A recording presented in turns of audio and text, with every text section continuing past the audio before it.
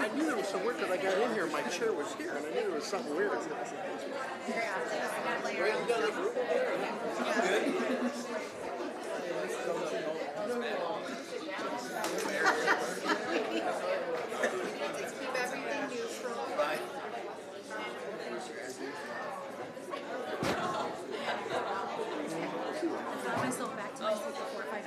Yeah.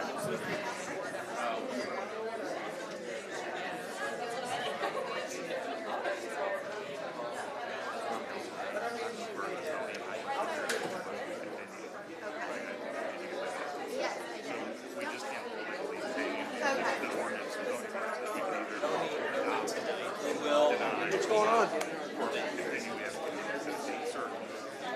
It's almost game time. Hi. After 6 months, if it's continued, What are you doing? so you continue 30 days for this hearing. Mr. Lesko. Oh, hi. But at least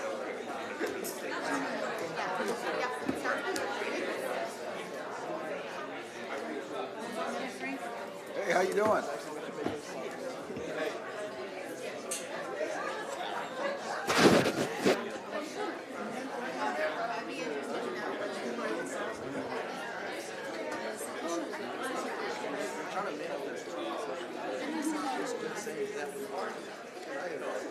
I got it. I got the email. Yeah, I do.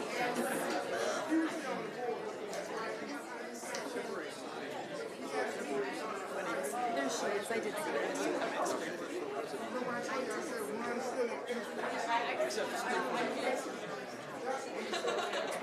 Ah, now I get it.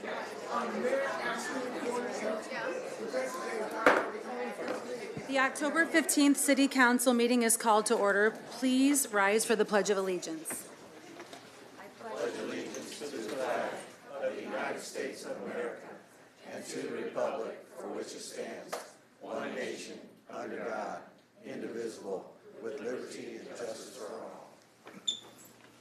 Clerk Lesko, could you please call the roll? Will do. Alderman Redpath. Here. Alderman Gregory. Here.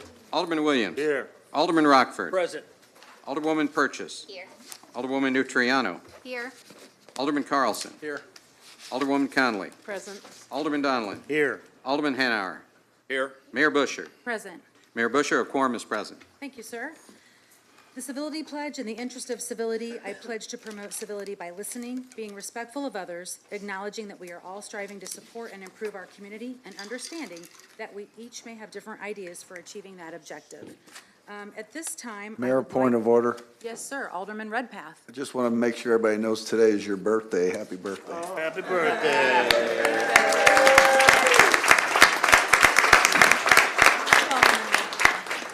So that will segue me into our presentations, because I'm sure they did this because it was my birthday. No, I'm kidding. Tonight, we have the Mayor's Youth Council here to do a small presentation. Do you want to all come up? I know you have a spokesperson, but you can all come up and then together, and then I'll let you do your thing. Come on up. Mr. Disco, are you going to introduce, or are they going to? Okay. Who's speaking?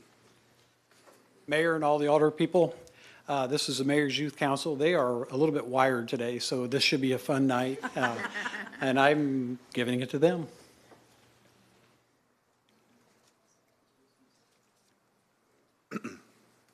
Lucy Graham, senior at Lanphier High School. My name is Anijah Wallace. I'm a senior at Lanphier High School. I'm the vice president of the Mayor's Youth Council and the communications manager. That's right. Go Lions.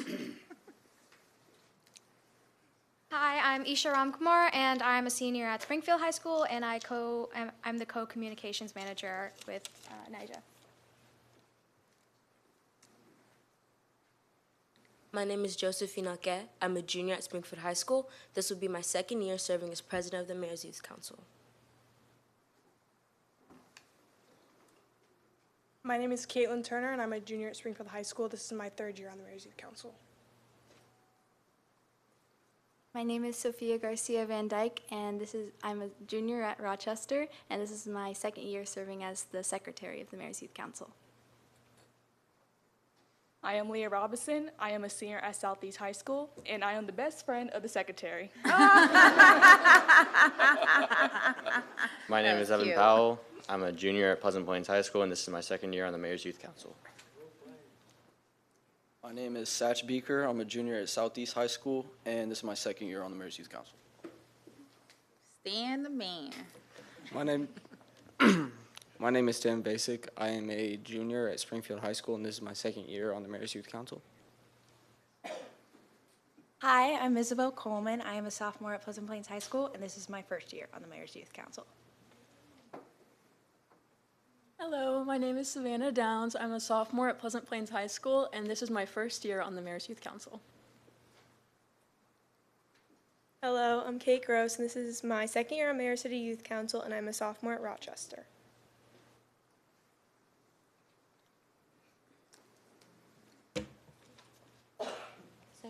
Ready? All right. Good evening, Mayor Busher, members of the City Council, and community partners. I am Josephine Ake, and it is my privilege to serve as president of the Mayor's Youth Council this year. Thank you for your opportunity for speaking to you today.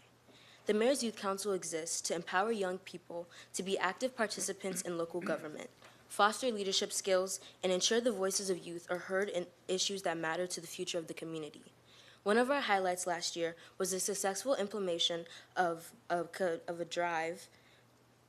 donation drive for homeless youths throughout a coordinated effort among the local high schools. Through this, we were able to directly engage with our peers and collect valuable insights. In line with our new goals for the year, the Mayor's Youth Council will focus on maintaining blessing boxes and food pantries throughout the city, starting with the first one at Lanphier High School. These initiatives will ensure that essential resources are available to those in need. Additionally, we are committed to further beautification efforts, managing the city's public spaces and enhancing its scenery to create a cleaner, more welcoming environment to residents and visitors alike. With these projects, we aim to foster a sense of pride and community while addressing both immediate needs and long-term improvements. Thank you again for your time and continued support. My goal for the city is beautification, meaning I would like for our city to look physically beautiful. In the future, I would like to implement a program to beautify the city, especially when our city is hosting major events. We are the capital of Illinois, so at least 4 times a year, we should have a citywide cleanup day. I will also like to implement a beautification week. This should be the week before the Illinois State Fair, so when visitors come, our city looks good. Beautification involves potholes filled, litter picked up, and beautiful flowers planted along the main roads. I want visitors to see and understand that we are the capital of Illinois. Hi, I'm Isha, and this is my first year on Mayor's Youth Council, and I've learned a lot so far. I joined to get more involved in my community and learn more about being a good citizen. And Mayor's Youth Council has taught me about community engagement, the importance of it, and how to practice good civil discourse. So community engagement is so important as it empowers us to come together and work towards a common interest. Engaging in civil discourse promotes a greater understanding among everyone and ensures that we treat everyone with dignity and respect. So utilizing these ideas in our schools and teaching them will help us strengthen our community as a whole. Hi, my name is Caitlin Turner, and as I said, this is my 3rd year on the Mayor's Youth Council. The Mayor's Youth Council has impacted me in many ways. It has helped me achieve my original goal of community outreach, as well as meeting some amazing people from other schools and providing resources that have pushed my education and high school experience to a higher level. I've learned so much about the people in my community and become much more involved in civics, which I've been interested in since middle school. Along with extracurricular activities such as school clubs and ice hockey, the Mayor's Youth Council has provided a very helpful jumping-off point towards college. Overall, the Mayor's Youth Council has provided me with a plethora of connections, resources, and opportunities that have made many dreams and goals seem much more attainable. Thank you. That's all the speakers. Well, first of all, I want to just thank all of you for your commitment, because these students in our community come into the mayor's office and hold meetings. They have an agenda. They take minutes. I mean, they are professionals, and they're taking their own personal time to do this, so thank you. And as you can tell from their ideas, we have some true leaders here, so I really appreciate all of your effort. We have some older people who signed up to speak to you, if you don't mind staying. Alderwoman Conley. Thank you, Mayor, and thank you all for coming in. I just, real quickly, you mentioned your oh, no, you got to stay at the microphone. You mentioned your initiative for the blessing boxes and the food pantries. Just so people know, what kinds of items are you collecting and where can people bring them to donate? We are in the beginning stages of our blessing box initiative. So we've currently put out surveys to the residents at Lanphier area, and we're primarily starting with the students because we want to know more about their population before we start planning for the blessing boxes. Currently, we have plans to include canned foods and preserved foods, things like that, that can stay in the blessing boxes. But upon request, we can include hygiene products and such. Okay, that's wonderful. Please keep us updated, so if we can help when you get ready to start really collecting, I'd be happy to, love to help promote this. It's a great initiative, so thank you very much. Thank you so much. We appreciate it, and we will be reaching out to whenever we need help. Okay, thank you. Alderwoman Purchase. Thank you, Mayor. Thank you all for coming up, the best friend of the secretary. I love your initiatives too, and I'm hoping that you can work with us on a project along with our mayor for the downtown, because you have a valid point when we have big activities and festivals like the State Fair where people are coming in from all over the state. That's a great way to do that initiative with cleaning up. And we have our executive director, Carlos, in the audience, and we also have our tourism director too, if you all haven't met him too as well, where we can all work together. And I just love seeing you all bring a smile to my face, and I love watching the work that you do. And Josephine is my mentee, so I love her too. Thank you. Yes, ma'am. Alderman Gregory. Ditto to both my colleagues there on everything they said, and I will just say keep up the good work and keep up the positive influence out there among your peers, and you know, maybe next year in a few years we can have a line wrapping around this whole room here of young people looking to be positive on their community. So keep that up, keep spewing that onto your peers that you're with every day. And I'm proud of you too. And I know Leah, your mom and daddy, is proud of you. Trust me, I talk to them a lot. So keep up the good work. Thank you. Thank you all for what you're doing. And just so you all know, the Mayor's Youth Council, many of these folks here, the students that are here, participated in the Build event. They were out on October 5th helping us clean up a neighborhood. And then they also did a lot of work at our trick-or-treating event last year, and they're going to be there again this year, helping with that out front of City Hall. So thank you all.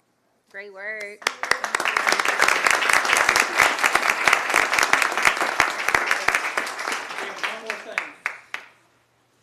Okay, one more thing. You're not singing, are you? Happy birthday to you.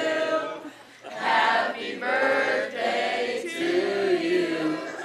Happy birthday, dear Mayor Bushy. Happy birthday to you.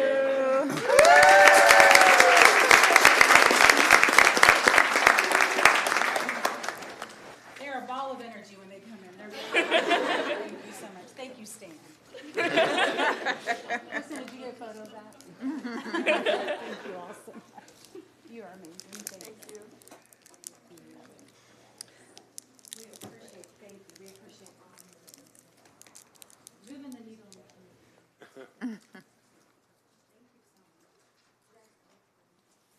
Good job, folks. We got matching bows. Yeah, for sure.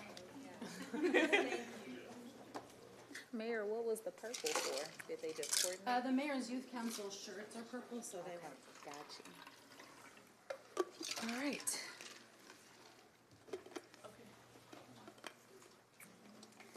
So that's it for our presentations. The next item on the agenda is docket number 2024-036, an amendment to Chapter 155, Section 155.302, Special Provisions for Temporary Signs pertaining to total square footage for temporary signs in single-family and duplex residential districts. The Springfield-Sangamon County Regional Planning Staff recommendation is approval. The Planning and Zoning Commission recommendation is denial of the resolution as submitted. The chair will now entertain a motion. Mayor, I was going to make a motion to proceed with a vote this evening, but one of my colleagues asked if I would be willing to make a motion to postpone this one more month till next month. The effect of this, if it were to pass, it may or may not, if it were to pass, wouldn't be until January 1 anyway, so I don't have a problem with making that motion. Okay, so there is a motion to postpone. Second. Can I get a second? All those in favor say aye. Aye. Those opposed, nay. The ayes have it. Thank you, Alderman. The next item on the agenda is docket number 2024-037 for the property located at 1836 Growth Street, Parcel 1, and 1900 Growth Street, Parcel 2. The petitioners are Jor Matt LLC Series 1 and Jor Matt LLC Series 2. The present zoning classification is R1 Single Family Residence District, Section 155.016 for 1836 Growth Street, Parcel 1, and R4 Mobile Home and Trailer Park Residential District, Section 155.019 for 1900 Growth Street, Parcel 2. The requested zoning relief is reclassification from R1 Single Family Residence District, Section 155.016, Parcel 1, and R4 Mobile Home and Trailer Park Residential District, Section 155.019, Parcel 2, to I2 Heavy Industrial District, Section 155.041, with a conditional permitted use pursuant to Sections 155.041C2, automobile dismantling and wrecking establishments, 155.041C3, automobile graveyards, 155.041C4, garbage and refuse disposal, 155.041C5, junkyards, and 155.202, automobile dismantling and wrecking, automobile graveyards, garbage and refuse disposal, junkyards, and a variance of sections 155.112, surfacing, 155.480, I1, and J, landscape screening and lighting regulations, transitional buffer yard requirement and landscaping, and screening of activity areas, 155.062C, permitted obstructions, front yard, 155.114B, regulations for the location of off-street parking facilities, 155.063, required yards for lots adjoining residential districts, 155.4048, further special provisions near district boundaries, 155.050, screening, and 155.052, special requirements for large-scale residential and industrial multifamily and commercial developments of the Springfield zoning ordinance. The Springfield-Sangamon County Regional Planning staff recommendation is approval of the requested zoning is submitted for 1836 Growth Street, Parcel 1, but denial of the proposed zoning for 1900 Growth Street, Parcel 2. The Planning and Zoning Commission recommendation is concur with the recommendation of the Springfield-Sangamon County Regional Planning Commission. The chair will now entertain a motion. I have that, thank you. Madam Mayor, I would like to accept the motion for Parcel 1 where they have approved, but I also would like to approve Parcel 2 as well. I spent a lot of time going out to the site, talking to the business and talking to the neighborhood. They're in possession of a letter to the nearest resident who's very much supportive. They want some things done with a fence. The business has agreed to do what they want with the fence to provide the privacy and the safety. This organization or business has been over there, I can remember going as a child, but probably 40-something years, I don't know. Also, the family has asked to speak to this if they can come up. Just one moment. So we have, well, I think we'll separate these because you have two different recommendations for planning and zoning. So we'll do Parcel 1 first, and then we'll do Parcel 2 on a vote. So you have a motion to approve Parcel 1 as recommended. Can I get a second? We have a second. Okay. So now we can open it up for discussion. First, I'll open it up to discussion for, do the council members want to speak first, or do you want the owner to come up and speak first? No council member signed up? Okay. So Doug Neville has signed up to speak on this. Mr. Neville, would you like to come up, please?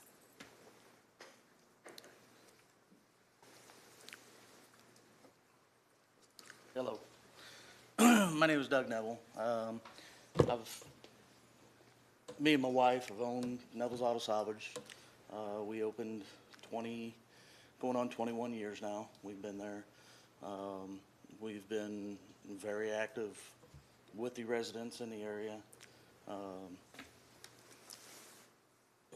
We would like to take the 1836 from the residential and put it more in line with the usage of the property.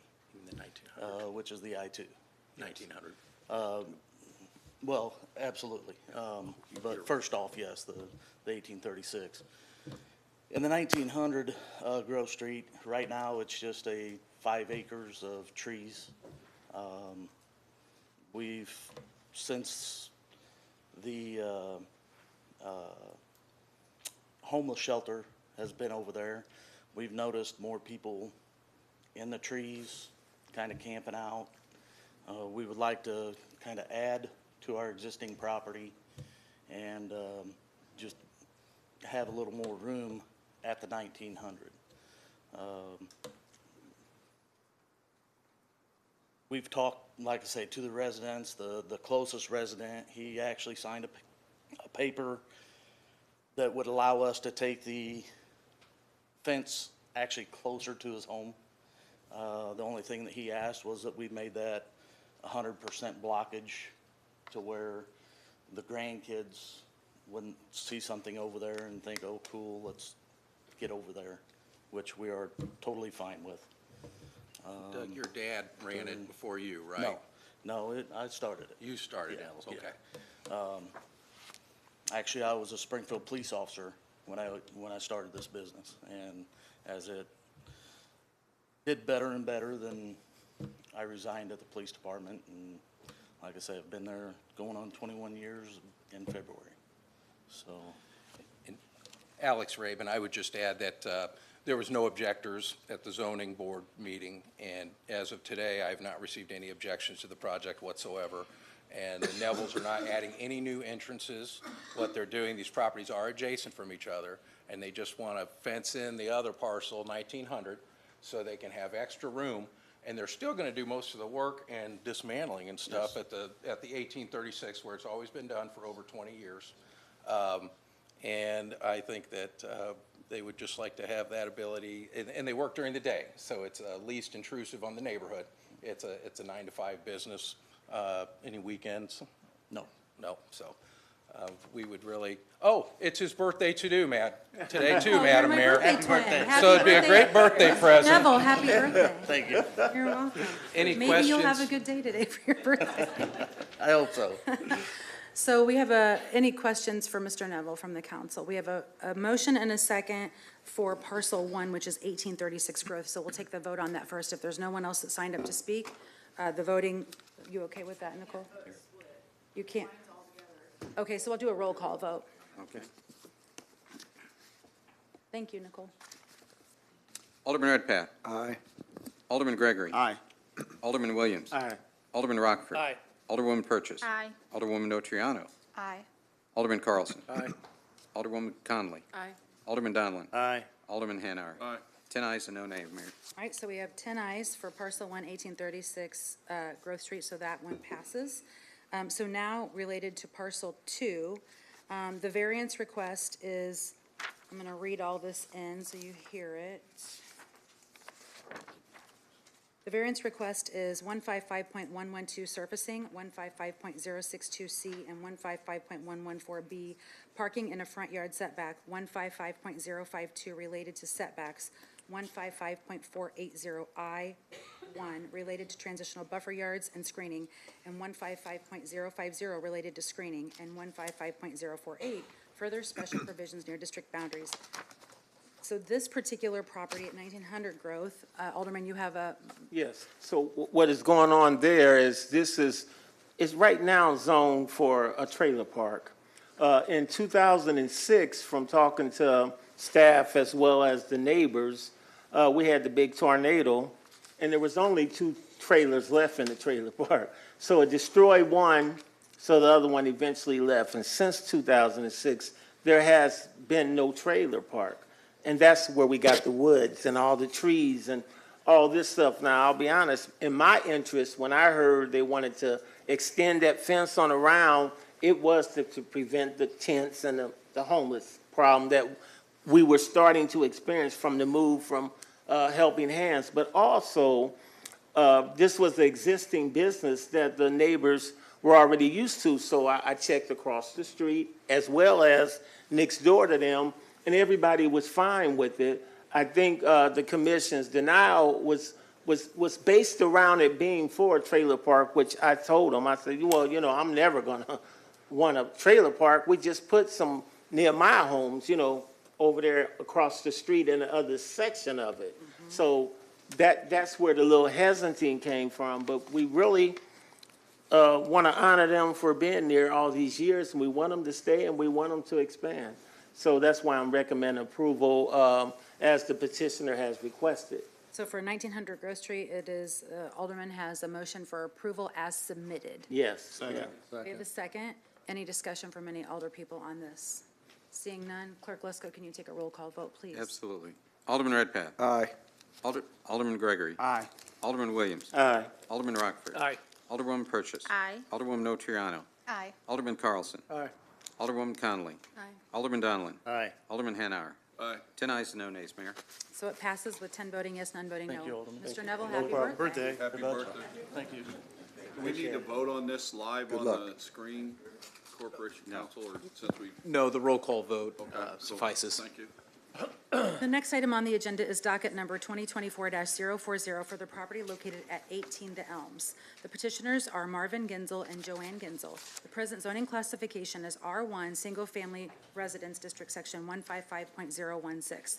The requested zoning relief is vary Section 3 setbacks of Appendix A of the Lake Land Use Plan to allow a side yard setback of 6 feet 6 inches from the southeast side yard lot line, a side yard setback of 7 feet 6 inches from the northwest side yard lot line as measured from the building overhang instead of the 10 feet and 70 feet for the rear yard setback from the lake shoreline, from the northeast lake side lot line to the overhangs instead of the 75 feet, and Section 3, subsection B of Appendix A of the Lake Land Use Plan as it pertains to the new structure in relation to the adjacent leaseholder's property on the northeast property line, and the provisions for the new building on the property to be no closer than 5 feet nearer to the shoreline than either adjacent leaseholder structures or 75 feet from the shoreline, whichever is greater, to allow construction of the single-family residence with a 70-foot setback from the lake shore as measured from the building overhang.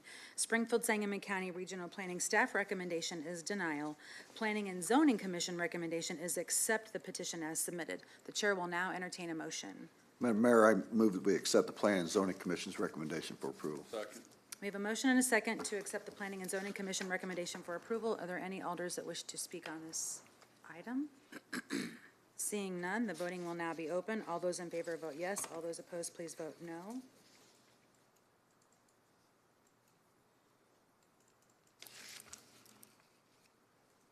And the motion passes with 9 voting yes and 1 voting present.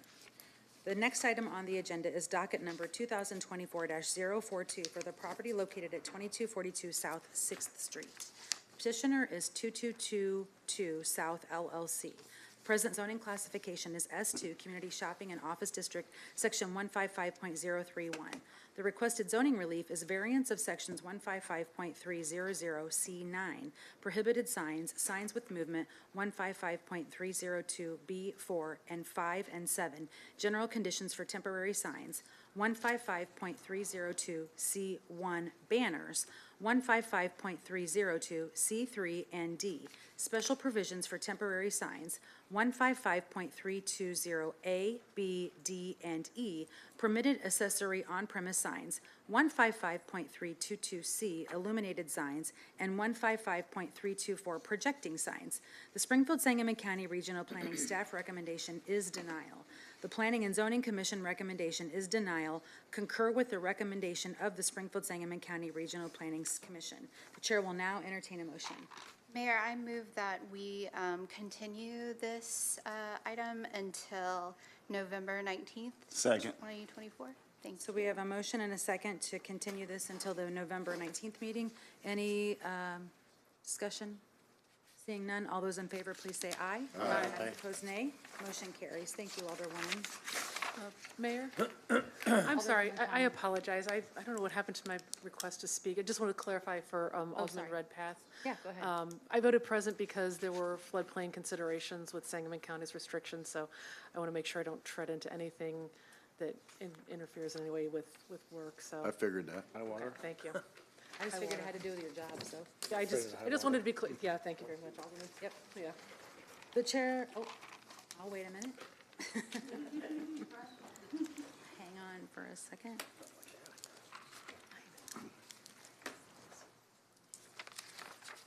The chair will now recognize Treasurer Redpath Fager for presentation of the financial report.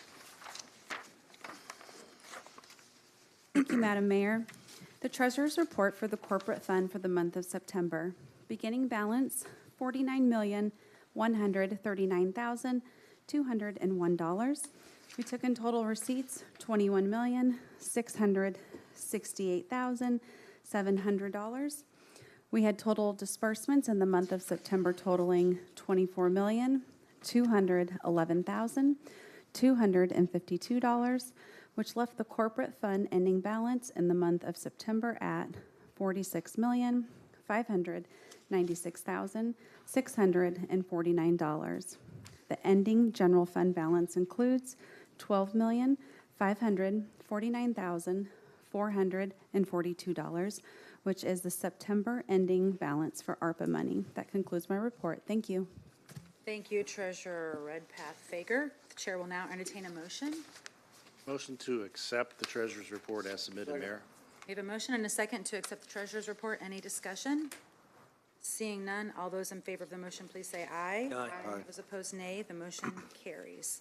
Chair also recognizes the Budget Director Metzger for presentation or questions on the OBM contract report. Does anyone have questions on the OBM contract report that came out?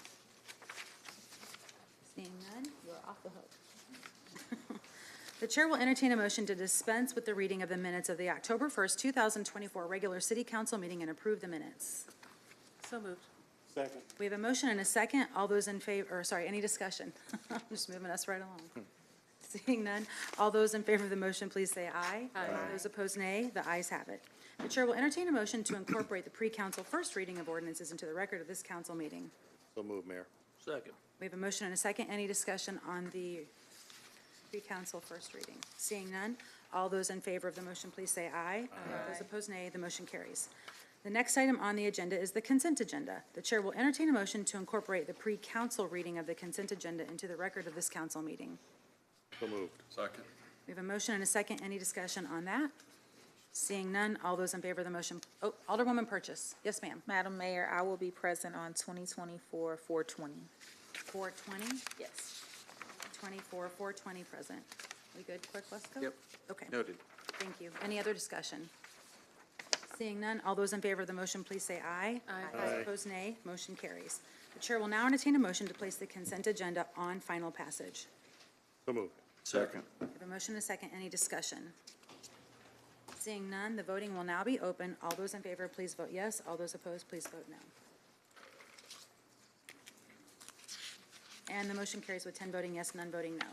Agenda items 2024-178, 2024-239, and 2024-333 remain tabled or in committee. Is there any action on these? Okay, seeing none, we'll move along.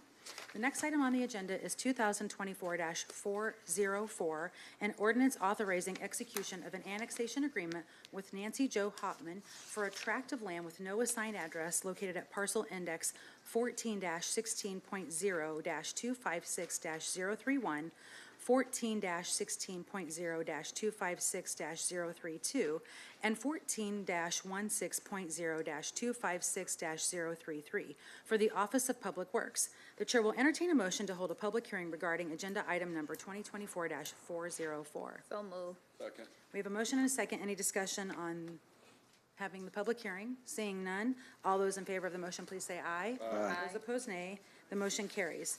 The public hearing will now be open. Is anyone in the council chambers wish to address the council regarding the annexation agreement at hand? Motion to adjourn, Second. public hearing.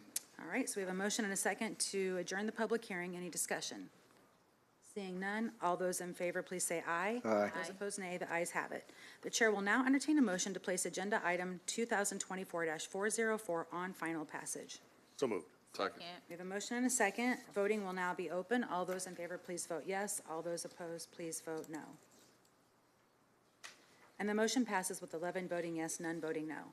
The next item on the agenda is 2024-405, an ordinance annexing certain described real property with no assigned address located at parcel 14-16.0-256-031, 14-16.0-256-032, and 14-16.0-256-033, and owned by Nancy Jo Hopman. The chair will entertain a motion to place agenda item 2024-405 on final passage. So moved. Second. We have a motion and a second. Any discussion on this item? Seeing none, the voting will now be open. All those in favor of the motion, please vote yes. All those opposed, please vote no. And the motion passes with 11 voting yes, none voting no. From the council members, are there any unfinished business to come before the council this evening? Okay, seeing none, we will move on to new business. And the library director, I don't think Miss Gwen is here. Oh, she is. You're, sorry, I didn't get to see you before I came up here. It's all right. Gwen had asked if she could speak with you on new business, so I'm bringing her up. Thank you Director very Harrison. much. Yeah. So I'd like to, good evening, everyone. Good evening. Good evening. I'd like to invite everybody, if you have not heard about the exhibit that's at the library, Journey to Freedom, Illinois Underground Railroad. Did you guys receive something about this?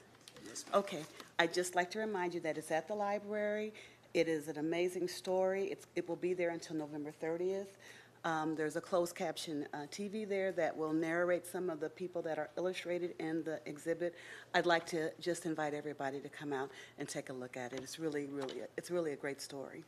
And Ms. Gwen, do you mind if I interrupt you for 10 seconds? Not at For all. the listeners at home, will you tell them what the display is about? Yes, for sure. They may not know. So I think when I say Underground Railroad, everybody knows what I'm talking about. The Underground Railroad exhibit is about freedom seekers and the conductors that helped in this whole matter of the Underground Railroad. We are partnering with Looking for Lincoln, and they actually put together the display. So it tells a story about folks that sought out the Underground Railroad and were conductors on the railroad, and these are people that are not well known. So, and they're people that are from around Illinois. They wanted everything to be Springfield centric, but there's just not a lot of information there. So they had to spread it out a little bit. So we were the first site, the library in Springfield, picked for this exhibit. This exhibit will travel around Illinois, but we were the first place picked for this exhibit, and it's pretty darn good. So I'd like to encourage you to come out and take a look at it, okay? Thank you, Director. The second thing I'd like to tell you is about the bookmobile. I heard from a citizen that she had spoken to one of you all, and I thought, well, let me say something publicly about the bookmobile. It is due December 6th, fingers crossed. We have been working diligently with them. We've got the interior finishings all picked out. It's going to be beautiful, and we're now working on the wrap, what the outside's going to look like. There's still some work to be done there, but it is coming. So I just wanted to share that with you. Thank you. Thank you, Ms. Ware. Thank you. Congratulations. So, Alderwoman Conley. Yes, under new business, I was wondering if the chief could come up for a moment. Absolutely. Chief Thank you. Scarlett?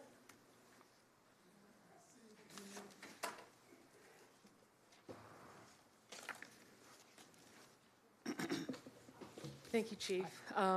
You and I have had some conversations recently around some really disturbing things that have gone on either in my ward or immediately adjacent in Ward 9 that impacted one of my constituents. Specifically, I've had a couple of shootings. A young man was shot last week. He and his friend were out riding bikes in the evening. And, you know, I've spoken with his parents. Chief, I appreciate you and your staff being, you know, open to and going and working with, speaking with the families. but some of the questions they asked were very difficult. You know, what's happening in Springfield? What are we seeing around gun violence? You know, where something like this happens where these two young men were just hit.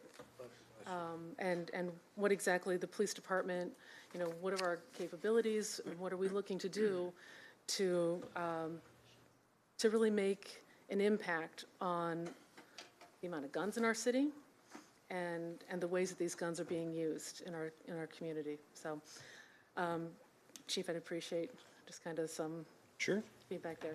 Thank Appreciate you. the opportunity. And I think I would begin with saying not only do we have two young men that were struck while they were riding their bikes, we also had an individual that was gunned down and killed over the weekend. And that is the fourth shooting that we've had in a handful of days all throughout our community. And there's one thing that I've stressed in my tenure as chief is that I will not tolerate gun violence in our community, and we will do whatever we can to address that. And I think it's important that we kind of set the table for what has happened in our community specifically. And if I look at the crime stats January through September of 23 compared to January of September of 24, I can tell you that overall crime in general is up almost 10% in our community. Specifically, stuff to be concerned of, burglaries are up 81%. Drug arrests and drug equipment violations and weapons violations are up.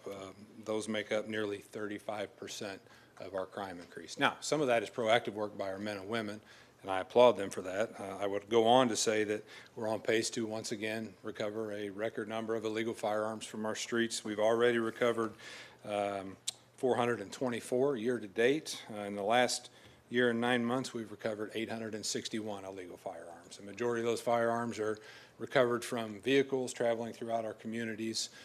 And obviously, as I mentioned earlier, my stress to our men and women is we need to reduce gun violence in our community. Now, there are several factors that I think play into this.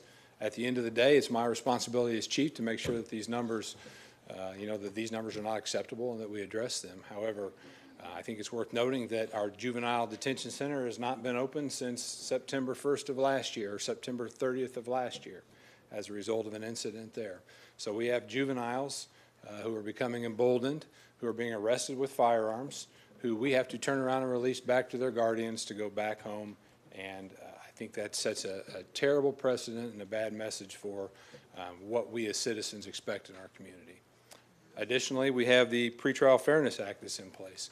And there are many aspects of that that I absolutely agree with. But the one thing that I can't get behind is that we're allowing career criminals to repeat their offenses, whether it's as minimal as retail theft, where we have individuals arrested numerous times, to convicted felons that were just recently arrested this weekend shooting from a vehicle at a house. That cannot be acceptable, again, in this state or in our community. And I encourage you all to help me in my message to make some tweaks that would be beneficial to the entire state of Illinois. But one other component I would say, we've seen more of a mobile component to shootings. We've seen multiple shots fired from vehicles. We've seen homicides that have vehicles involved in them. And again, it's our responsibility to patrol the streets, to make traffic stops based on data, based on actionable intelligence, and hold individuals accountable. But part of that is getting the state's attorney who partners with us, and they are on board, but getting the judges to hold those individuals in custody based on the law. And so, to me, that are some of the reasons why our crime has increased. Again, the one good thing that we have going for us as a city is that you all have invested in technology to help us fight crime and reduce crime, from video surveillance to license plate readers to NIBIN collection equipment. And I think that speaks highly of the commitment of this council and this city, again, to give us the resources and the tools necessary to solve crime. But certainly something that, like I said, as a chief, I'm not happy with, and I don't think anyone up here at this horseshoe would be happy with these crime numbers, and we have an obligation and a duty to hold those responsible who are committing the crimes. Hope that answers your question. Go ahead, sorry, but Mayor. I don't want him to walk away because there's a whole line of people. Oh, sure. Yeah. I'm guessing he probably guessed that. Thank you, Chief. And,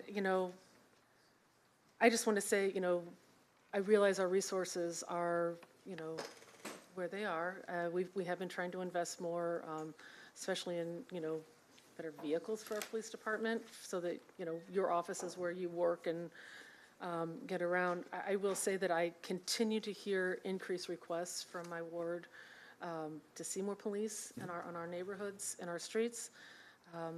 I will say this second shooting, kind of, not fairly recent turn of time frame, has people very concerned. There's a certain level of, there's a certain expectation when you live. I mean, we are a city, but we're also a small town.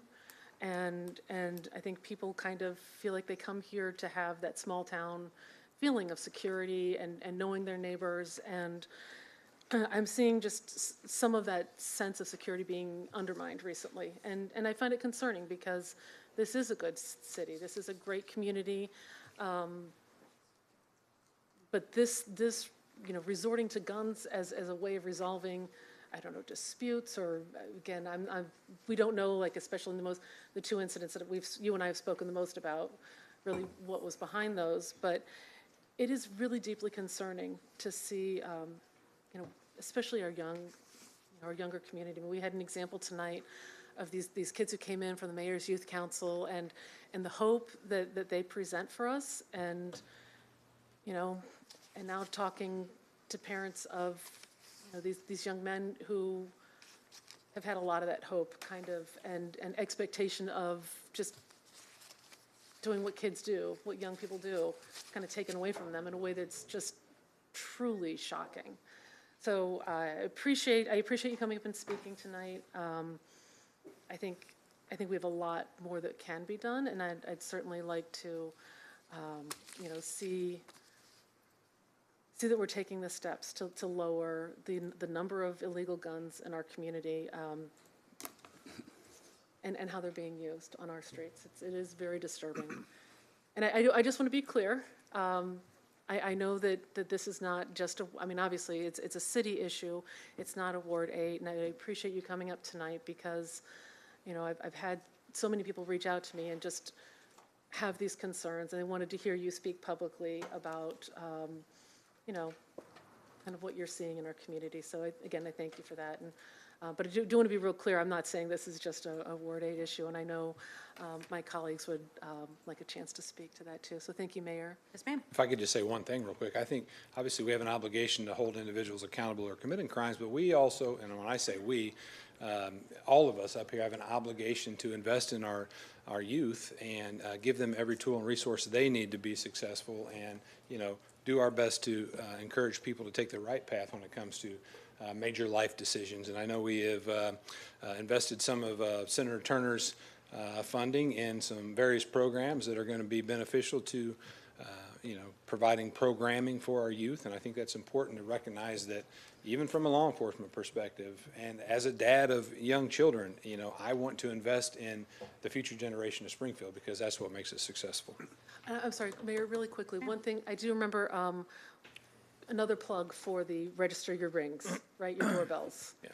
And if you could just kind of briefly explain to people how they register, if they have a video camera, how they register that, and how the police department accesses those videos. Yeah, so the program's called Project Safe Neighborhoods, and essentially what it is, you can get on our website and click on there, and there's a I want to button, register your camera. All that does is gives us an idea of where cameras are located throughout the community. We don't have access to those cameras, but we have a name and a phone number and know the address where the cameras are, and in the event we are investigating a crime nearby, we can call that individual and say, would you mind checking your cameras at this time to see if anything was captured?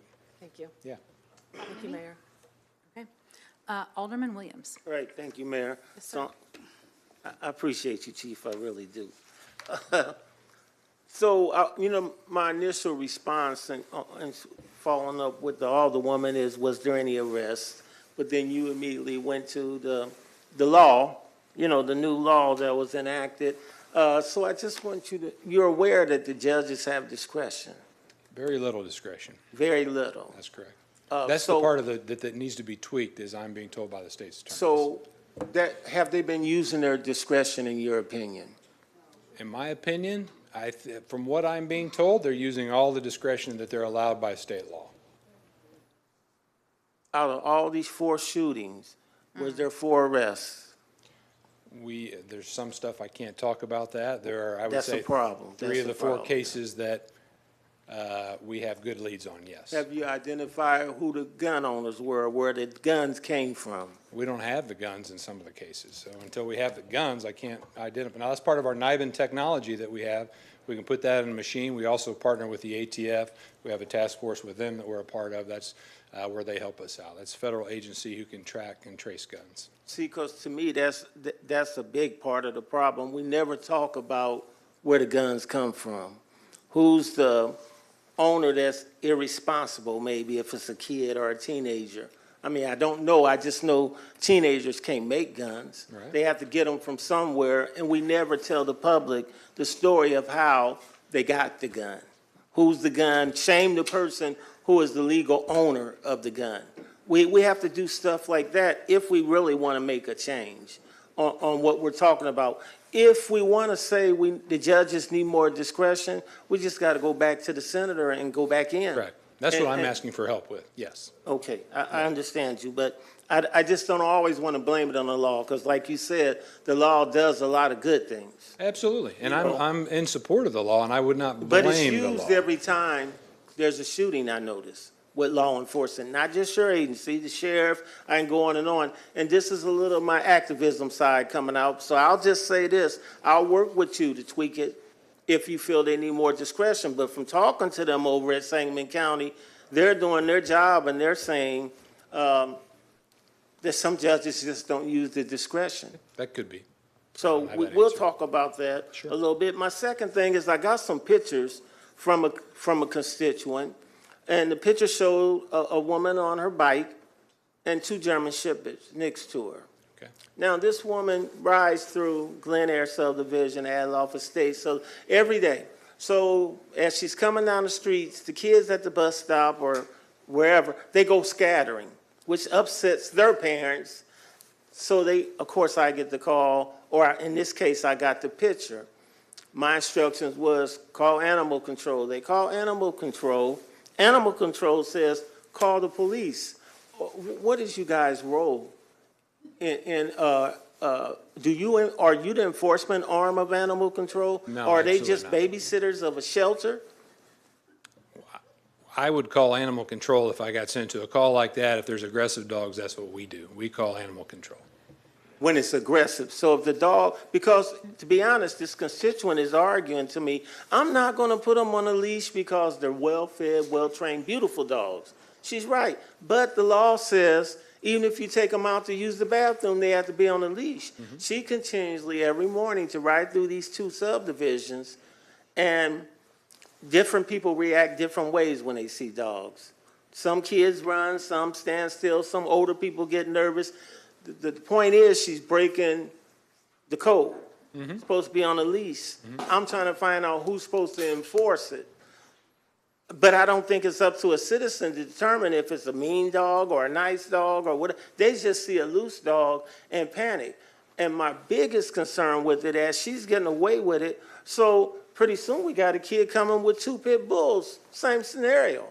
Are they going to get to just ride through and everybody just trust that whoever's on the bike got control of those animals?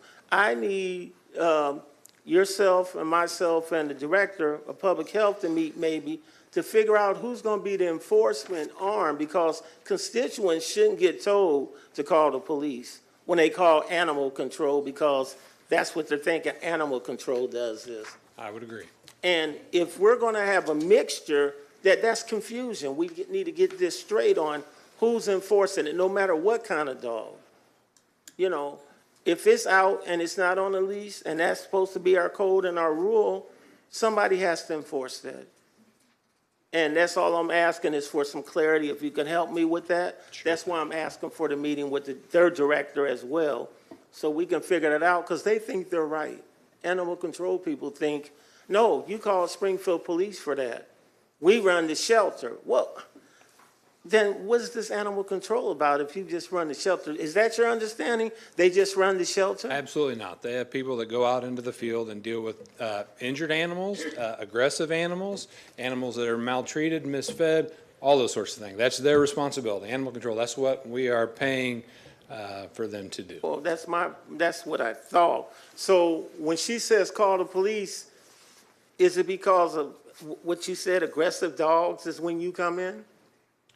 No, not at all. We call animal control when the dogs are aggressive. They come out, they have the tools and the training necessary to deal with dogs. okay. We don't have that. So we just need to sit down with that director and get that straight. man, So Absolutely. he can get his employees straight. Sure. That you don't instruct them to call the police. They have to do something. They get the money.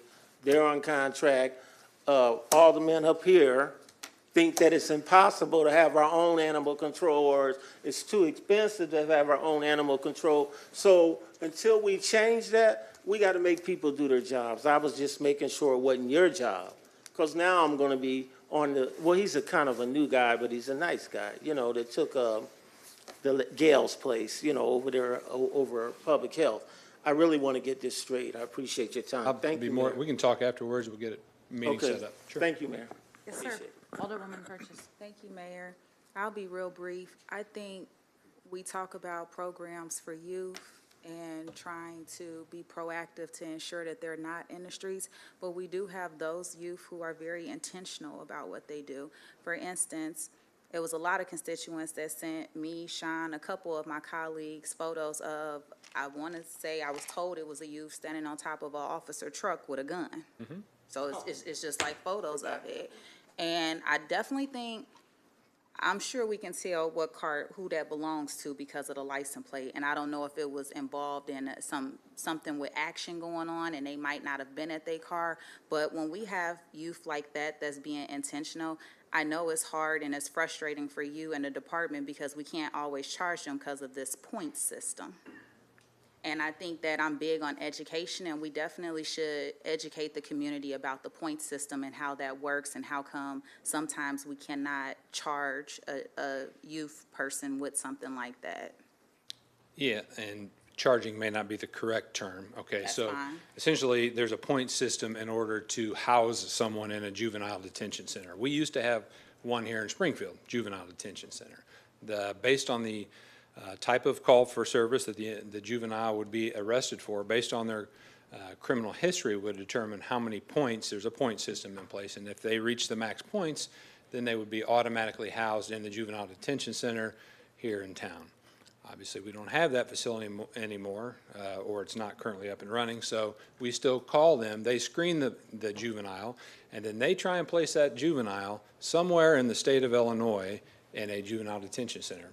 And if we're lucky enough that one of these individuals gets placed in a juvenile detention center, then our officers will drive that juvenile, sometimes 3 hours each way, and drop them off. So an officer spends more than half of their shift driving a juvenile up and dropping them off.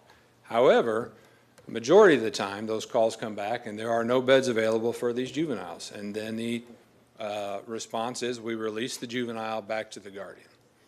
And that's a concern of mine. That should be a concern of everyone in this town because it makes the juveniles feel emboldened, especially those individuals, like you said, that have a track record and a history of causing problems and violence in our community. And you know, it's very personal for me when I know that I've personally seen juveniles shooting a gun and shooting a gun into a home, and then they just get released. So we need to somewhat try to figure that out because, as you just said, it's an increase in violence from juveniles. And I should be clear, I've had multiple phone conversations with a judge here at Sangamon County that is assisting me in trying to get the juvenile detention center back open. Essentially, the chief judge of the circuit oversees the juvenile detention center. That judge is not in Sangamon County. That judge is currently in Menard County. So, but I'm working with the judge in Sangamon County to help me get the facility back open. And sometimes, Chief Scarlett, I'm sorry that we got these questions, but people need to hear this publicly because, Absolutely. again, you all are trying to do your job, but sometimes there's so many barriers put in place for you to do your job. So that's good information to know as well, and please keep me abreast of how it's going too. Yes, ma'am. Thank you, Mayor. Yes, ma'am. Alderman Gregory. I'm gonna try to be quick, but I won't make no promises. But I will say, on the Juvenile Detention Center, I agree with you, we probably need it open, but I don't want to see it open until they can sort of explain how a juvenile gets a gun in there in the first place. It makes no sense, and so we can't open it back up, and then we worry about, and then they go in there and get a gun in there anyway. So that part bothers me, and, we've had those conversations, but I understand it, but they got some things to fix, and let the community know it's fixed before anybody's going to feel comfortable with that. And if I could just clarify, there were several parameters that had to be put in place before that facility would be open, one of which is a screening tool before a juvenile would be walked into a facility to determine there was no illegal weapon on them. Another one was a minimum number of individuals that had to work at the facility, so they had a proper manpower in place. So there are several things that they had to fix in order to get the facility open, which is one of the reasons why it's not currently open. Okay, all right. And I just hope they, provide some transparency on what went on, how we dropped the ball with that in the first place, and what we have done to fix it, and I look forward to seeing that. But I'll say, I've heard everyone, and we talked about every tool in the book that we support from this council. But yet, we're seeing a spike, especially in gun violence. I know Alderwoman Conley had some unfortunate events in her ward. This is like an everyday occurrence of mine, right? And I think everybody in the city understands that it does happen in other wards. We've seen it, some happen out at Wendy's, but it's never really a big deal, not saying for our officers, but for us, until it goes out west somewhere. But I deal with this every single day. I can think of 4 murders quickly in a 3-week span. It was just like, whatever. But and I hate to say it, and I hope we can slow it down, but I think we're going to see more. Because until we as a country start really, really addressing it, we're going to do what we can do here in Springfield, but really, really addressing not only disinvestment in communities like the one I represent, but also when young men do make mistakes or have problems and issues, and we put them incarcerate them, when they get out. I don't know how many calls I get from young men who are getting out of prison, out of situations, who have nowhere to stay. It's pushback all on the family that's poor in the first place. They can't help them. So they go and maybe stay in some halfway house in some city that they've never been to a day in their lives, and get put out because they can't get a job and get everything together in 60 days. So these are truths. And for me, I've always talked about our focused deterrence program, Chief. I think that is important to have members of our community really working with teens. We just had a fabulous mayor youth council up here. Not one black male. Not one. And if I go back more, we don't have those. So I think those things are important, and I'm not saying that we didn't pick those. I'm just saying that's important, so they can go back to the other young men. These kids and young people, that section of this problem, because all of our students are not young people, I definitely don't want to put that on them.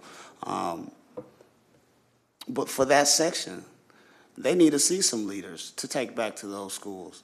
And we're not seeing those leaders being selected, and us really, really trying to do it.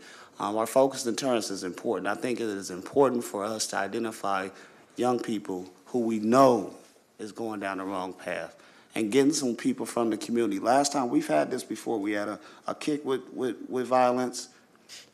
We had it settled for a while, and now it's back up. And we have the same tools that we always have. We have more officers now than we have, making more money. We've done everything that we can to ensure that we got what we need in our police department. But yet and still, this problem persists. And we have to involve or engage the community more. And not just the same old members that we've always worked with. I've said this, we got to bring different members on the table. Yes, we do have Senator Turner's violence prevention funding.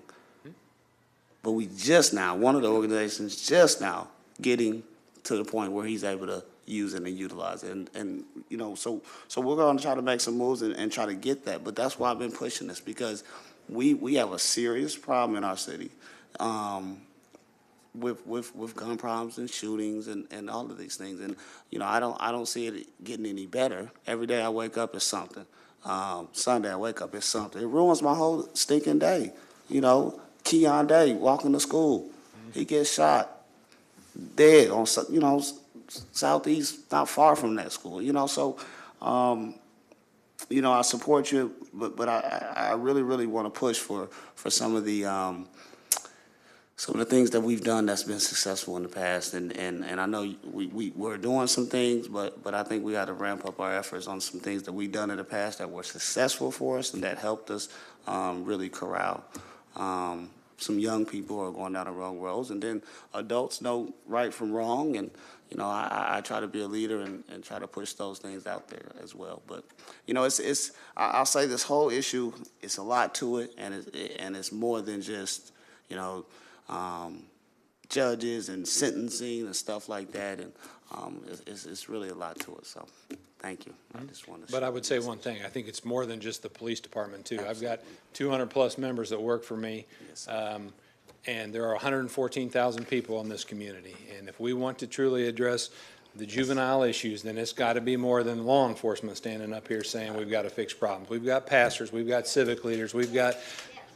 You name it, okay? I need help is what I'm saying. Law enforcement is not going to solve the problem that we have. I agree. We're going to do our best to hold people accountable because that's our role. But I need help solving the juvenile issues, solving the lack of family dynamics, and getting back to, I'll leave it at that. Because the key is, Chief, many of the times, our officers are coming after the problem has already occurred. So we want to nip this thing in the bud. We don't want this mindset in our city. So I thank you for your work. I'm going to support you in all I can. So appreciate it. Thank you. Thank you, Alderman. Alderman Rockford. Chief and council members, you know, the problem starts in the home. We need parents to step up and be parents. We need guardians to be guardians, whatever. You know, these kids, you know, from the day you go to touch a hot stove, you get your hand smacked, and that's no. So again, I know times are tough. We can blame everybody, but we need to start looking in the mirror and become parents and guardians. So that's all I have to say. Thank you. Thank you, Alderman. Any other discussion? Thank you, Chief Scarlett. Are there any other alders that have any new business to bring before the council? Okay. Seeing none, we will go to citizens who have signed up to speak and address the council. Alice Ramey.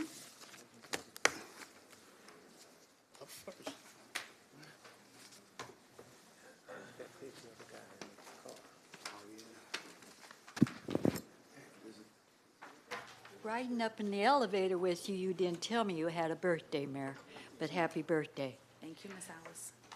Mr. Rockford, you hit it on the head, bigger than anybody else can imagine. You know, it doesn't take one person, it takes a village.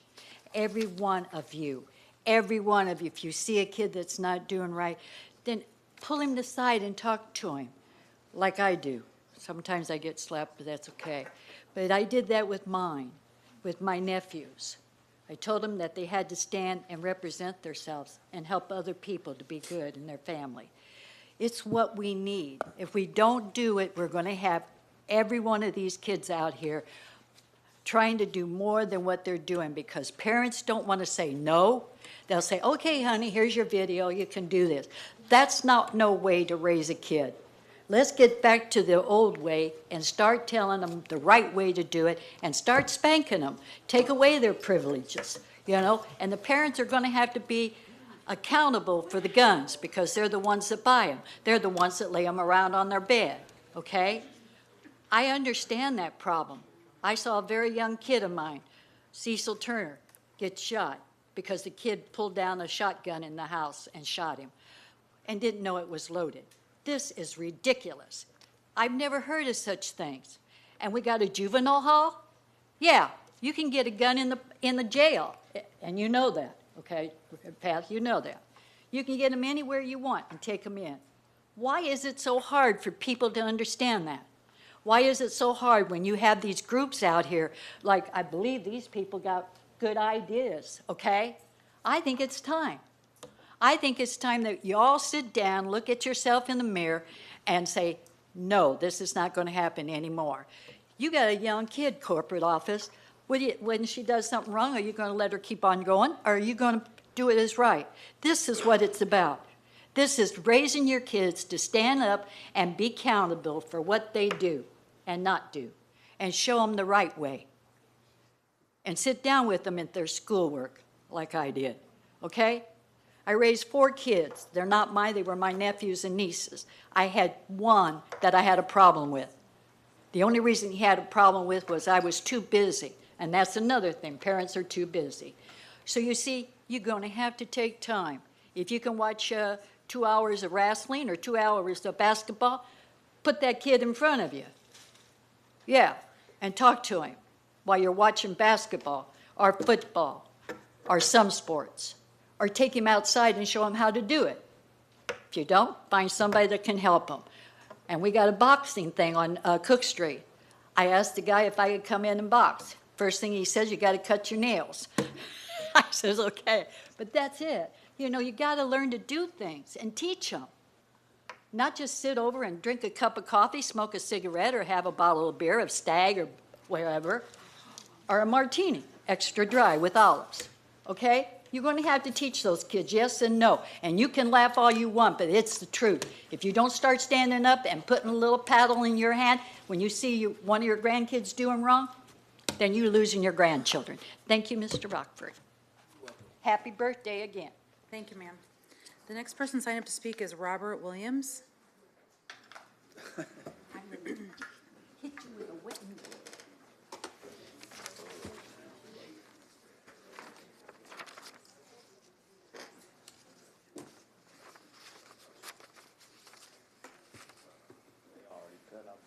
Good evening, Mayor. Happy birthday. Good evening, everybody. Alderman. I would like to thank the people that have been helping me since I've been out here, which has been over a year. I would like to give out a shout out to Jason, Mrs. Williams downstairs, security guard. Jason, he done gave me some clothes. Williams, he done gave me some clothes and some money. But ain't nobody gave me a place to stay. I'd like to give shout out to the clerk office because they've been giving me water and snack, which has been quenching my thirst and my stomach because some days I ain't have money to buy food. Now, y'all violating my constitutional right by not letting there having me house. And this is what the governor signed, the United States Supreme Court signed, and it don't make no sense. Now, 2 days ago, I was here in front of the fountain, and this lady named Angel was comatose, drunk, all out of her mind. Her friends all up in the front park area. This lady sitting down, laying down, with her pants halfway down with a diaper on. Everybody walking around, walking past, looking stupid. Then nobody take the initiative. Now, I don't care about the color of your skin because my mother, my father, my grandparents didn't raise me to look at the color of the skin. So I took the initiative. I grabbed the lady, picked her up, pulled on her clothes. No, first let me back up. I took that pink water, put it in a can, and revived her, woke her up. Then put her clothes on.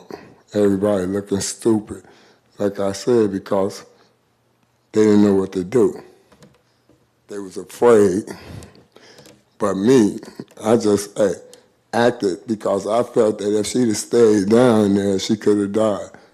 And she out here homeless. She's staying at the Catholic Charity. And now she got kicked out because she have a drinking problem. But she also have mental health issues. Each time I see her, she talking about killing herself. I'm not no psychiatrist. I'm not no doctor. But I know I got the skills to talk to these people out here on the street. They come talk to me. We talk to each other. I help them when I can, and if I can't, I help by giving them food, money, whatever whatever kind of support they need. Now, I would like to talk about Sangamon Tower. I was barred from Sangamon Tower I'm drinking some water. Me and my friend and two of my buddies, we was drinking water. And Linda, I ain't gonna say the other lady's name because she don't want to be known. But anyway, we was sitting down there drinking water, talking, and this was the first relationship I had. And this woman, somebody called the police. Lester came, he's no longer there, and he said we was causing the problem. And all we was doing was sitting down having a conversation. And I get barred because I curse. Look at the police report. Because I said a curse word, which wasn't directed at him. It was just in the sentence. And it's still to this day, I haven't been in there. And now, near North, because this lady said I hugged her, they barred me from there. For just because I know her through her friends, which is my friend. Now, if you look at the picture over in Sangamon Tower, every time I see, I greet my friends, I hug them because that's how I was raised. So she lay there, get over near North. She's standing near North, and she told these people I hugged her and she feels something. But I never did give her the impression that I would do anything to hurt her. And if you ask anybody over there in Sangamon Tower or anybody that know me, I don't disrespect my elder, and I don't allow others to disrespect the elders because they the one that created us. And I want to thank you, Ms. Purchase, because you offered me a job. But ain't nobody. I've been, like I said, on the street for over a year.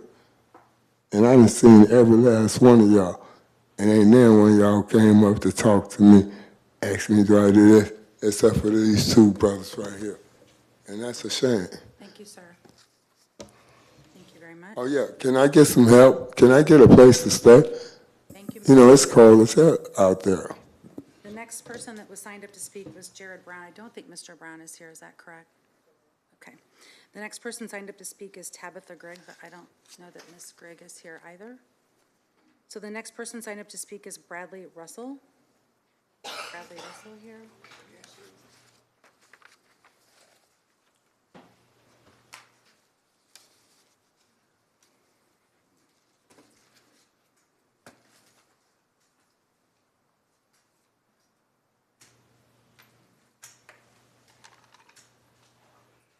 First thing I want to say is the power of the people is stronger than the people in power.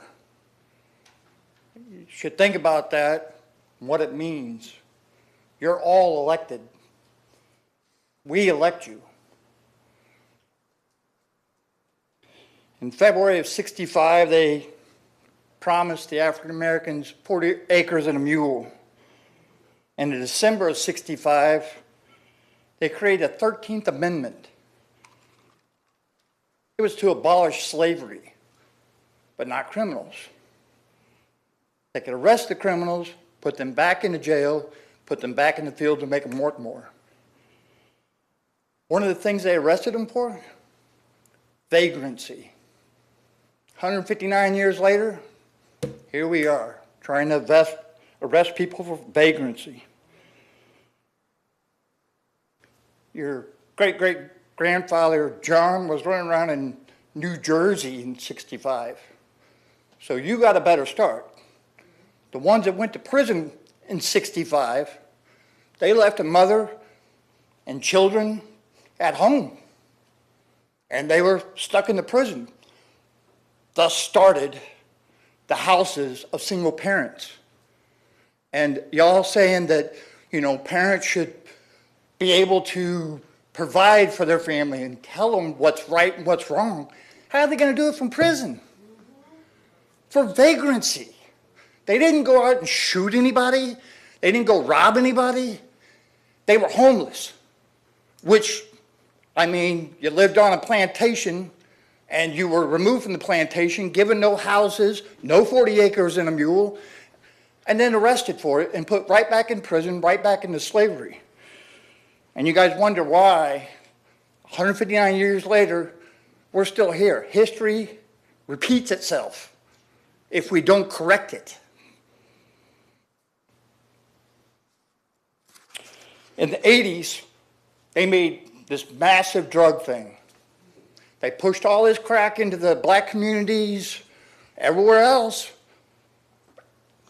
and crack held a 5-year sentence for 5 grams, and for 500 grams of cocaine, it was 5 years. You can guess where the cocaine was and where the crack was. And the thing about pumping all that crack in there, guess what it creates? Drug addicts. Drug addicts can't get jobs. Drug addicts can't raise their kids or tell their kids right from wrong. We created that. You pump all that crack in there and create a drug addict. I mean, they don't have resources. It just baffles me how you guys all scratch your heads and don't understand this. You know, and then once the kids are in there, they don't have the parent to help raise them or anything, so where are they going to end up? No dad at home because he's in prison, y'all put him there. They're going to find their family in the streets. And in the streets, there's a different code. I digress. The one thing that I saw a few weeks ago was that 7 of you, including yourself, wanted to marginalize the east side once again. They want to have somewhere for the kids to go. Now, y'all would rather tear down Bruns Lane. You know, you guys took down the tents whenever the car place came. You spend how many, I mean, the presentation last week for the homeless and everything else, we spend how much money on that for this city? Did you guys contact them before you bulldoze down a tent? Contact them. You create laws. They'll create the homeless. They'll take care of that. You have people for that. You're not out in the streets patrolling, right? Because you have police for that. Use your resources. That's what you got to do to get past this. You got to use your resources, and you got to create resources. You have to create a boys and girls home, a YMCA. If you don't give them anything to do, what do you think they're going to do? They're going to be in the streets, shooting, robbing, and doing everything else. If you don't create a solution, all you're doing is recycling the problem. Thank you, sir. The next person signed up to speak is Donald Hanrahan.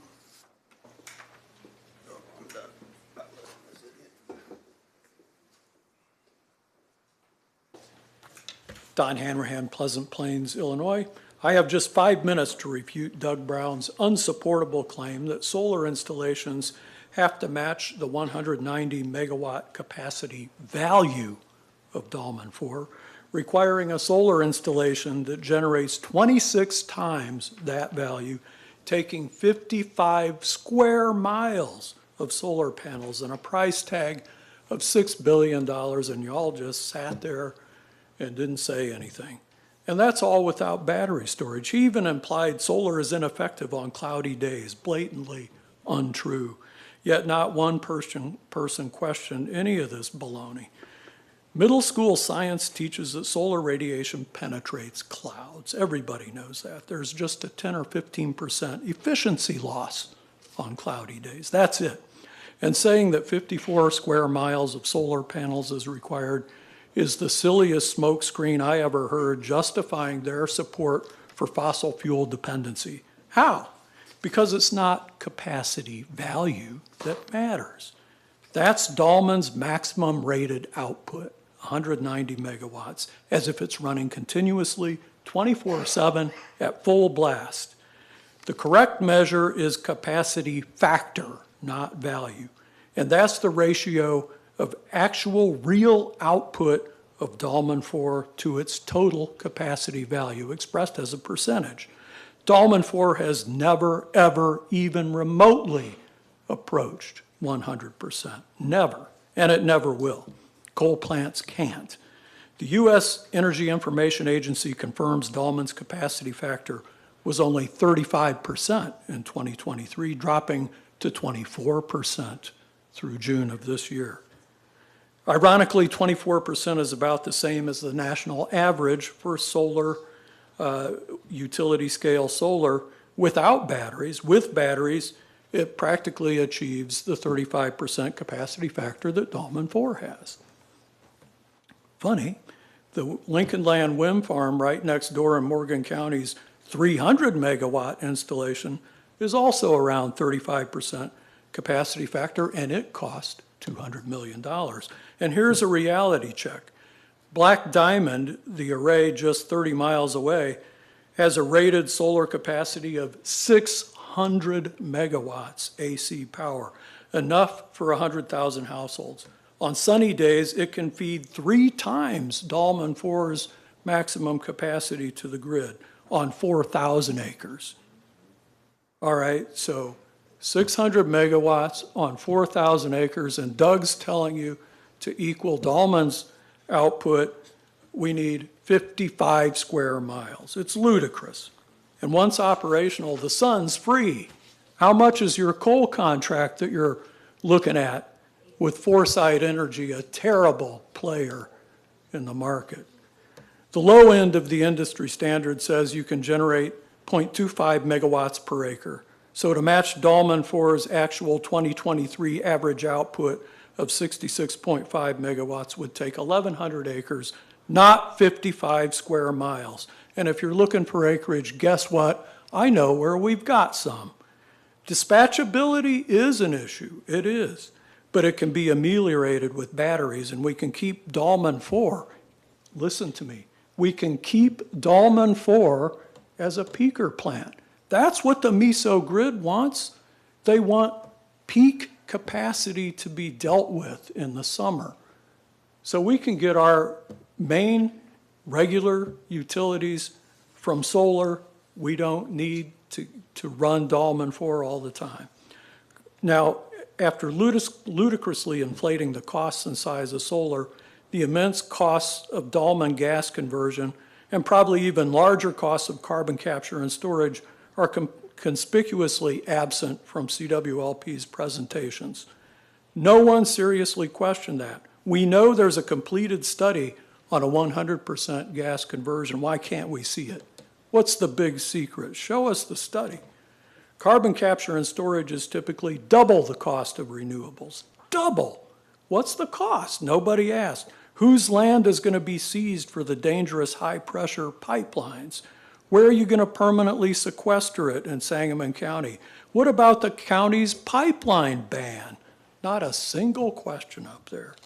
MISO wants the ability to meet peak demand. That's the problem. They don't need 24/7, 190 megawatt coal power. If they did, why is our capacity only 35%? We need to ask these questions or find someone who has the expertise to frame these issues for you. MISO's fossil fuel dinosaurs are on the way out anyway, and MISO's undergoing major transformational change. When it's completed in 15 years, won't coal be obsolete? It already almost is. Mr. Hanrahan, your time is up. Thank you. The next person signed up to speak is Ken Pesha.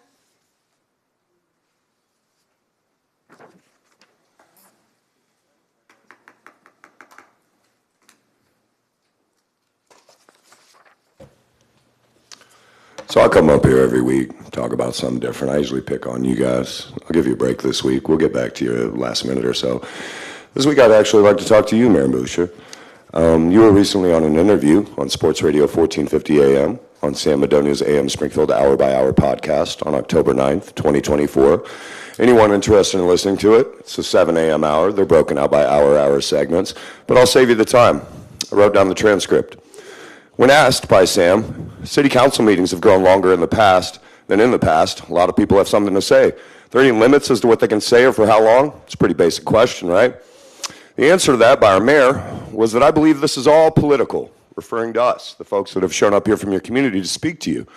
I hate to say that, and these are direct quotes, but I'm going to say that we do have a pretty loud group of democratic socialists. And that is clearly not my politics. So they dislike me very much because that is not my politics. I'm going to be real clear here. I don't care what any like the letter behind your names. I don't. You can be a Republican, Democrat, Libertarian. We're here because we care about this community. First off, I'm not a democratic socialist. I don't actually declare those kind of things because political philosophy is a lot more complicated than simplifying it that easily.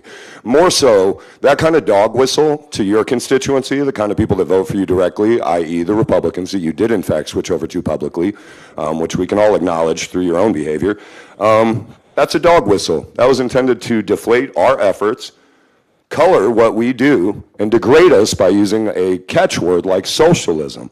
I'll continue, though, because I don't want to leave what else was said untouched.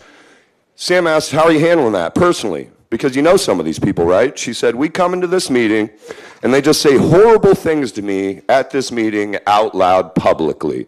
I'm sorry, has anything we've said to you guys been outside the realm of reality? Whether or not you liked it, has it been outside the pocket? Am I vile? Am I disgusting? That's what our mayor thinks about the people that have come here to speak. That's what you said on a public radio show. Vile things you wouldn't say to no, and then you cut and said, my religion and my psyche does not allow me to speak to others that way, so I can't comprehend why you would speak to others that way. Maybe that's their politics, but it certainly isn't mine. Quite frankly, it kind of sounds like you're making it political. Instead of recognizing that you, as an elected official, are to be held accountable and culpable by members of the public and your community. Disparaging us like that is the kind of attitude that when you claim to be civil and call for civility, kind of makes it seem like you're lying, or you're just hollowly saying that to try and play respectability politics and expect us to be kind and polite while you try and make unhoused into indentured servants. My tone and my anger and my passion shouldn't offend you as much as the idea that you would lock up someone who sleeps on the streets to satisfy the idea of beautifying this city. Beautifying it would be working with the members of your community directly, reaching out to us and speaking to us like we have value, not just some political ideology that you can dismiss readily because it doesn't fit into your pre-cut conception of what you think is a valid member of your community. Because I'm going to continue with what else you said. Sam asked, oh, no, I don't want to skip this. I just know that those are not the people that I would normally hang out with. We're not supposed to hang out. We're your constituents. You should treat us with the due respect that we have as the people that elected you. And that's not very respectful to anyone that's been up here, not even me specifically. Sam asked, are there council members, when you look around, there's some of them on the edge. You said, there are some who align with the politics of these folks, but for me, the art of disagreeing better is what we need to have. Springfield, you and I both know, Springfield is a small town, everybody kind of knows each other, and the folks in our community really do not have an appetite for that kind of language. What language am I using that's so distasteful? I mean, I got gavelled for a word. I'm not going to get into that, Lakeisha, but my point is that using that kind of word, again, is nowhere near offensive the level of literally trying to lock up the unhoused, literally allowing the police to abuse our citizens. That's more vile and disgusting than almost anything I could cook up, short of things that would get me arrested. Now, the final part is the one that got me. She said, I've had more Democrats come up to me and say, I'm a Democrat, and I don't talk to others that way. I do not approve of this behavior. Then I have said, oh, they're right, we should just...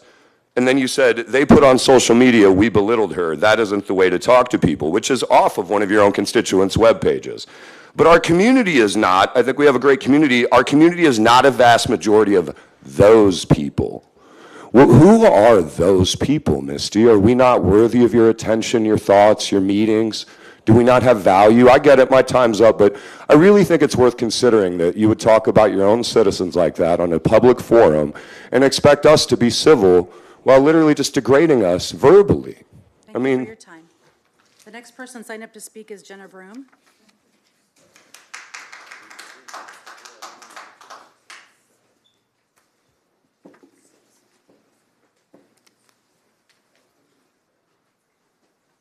Good evening.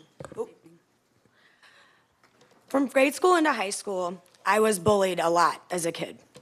It made me feel unimportant, unvalued, and unloved. I was prescribed my first antidepressant at age 15 to deal with those feelings, and I have lived with mental illness ever since. I think that's why I'm so upset at the way this council has treated our unhoused population. Vulnerable people being bullied and victim blamed and harassed due to being unhoused. Again, it makes me mad. And I do understand, I actually had a conversation with someone this weekend. I get the issues that those people in the neighborhood on 5th and North Grand have. I get it. I get why people wouldn't want a large group of people they don't really know right down the street just hanging out. I get that. But as we've seen in these past few months, the city has been choosing the bullying route, and it's not working. The shock and awe displayed by members of this council at the services provided in last week's session was honestly embarrassing. Members of this council, especially those with 30 years, shockingly not here, of experience, shouldn't have to get a presentation. They should be going into the community and learning and not getting mad about reports that weren't even asked for to begin with.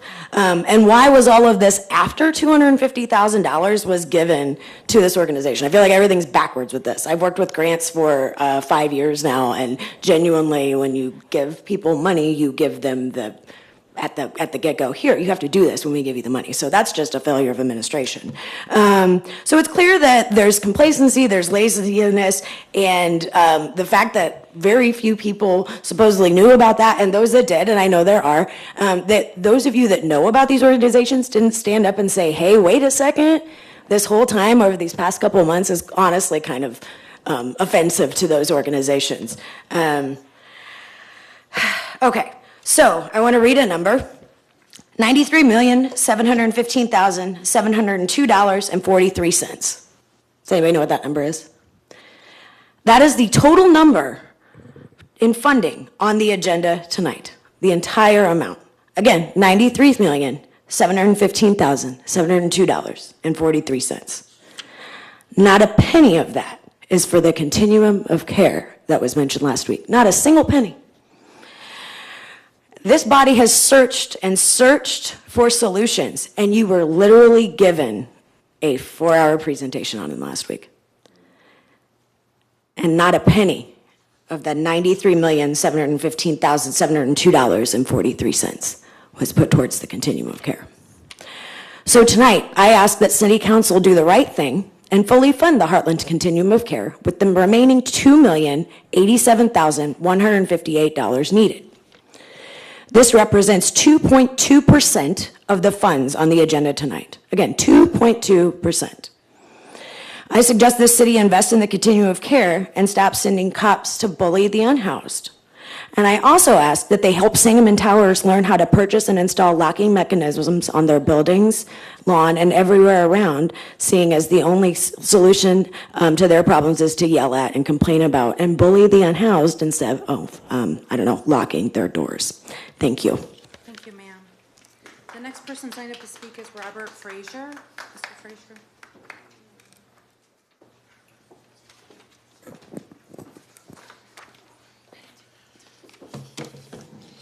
Good evening. Happy birthday, Mayor. Poverty is our problem. It's all around us. It's closing in, and it ain't gonna stop until we do something different.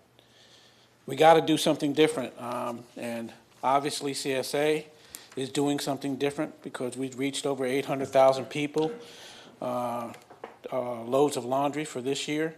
It means there's a problem. People just don't need help with laundry if they have the ability to do it. That's just one snippet of what we need to do to help people get on their feet and stay on their feet. Poverty is going to cause, you think guns are what we have to worry about? No.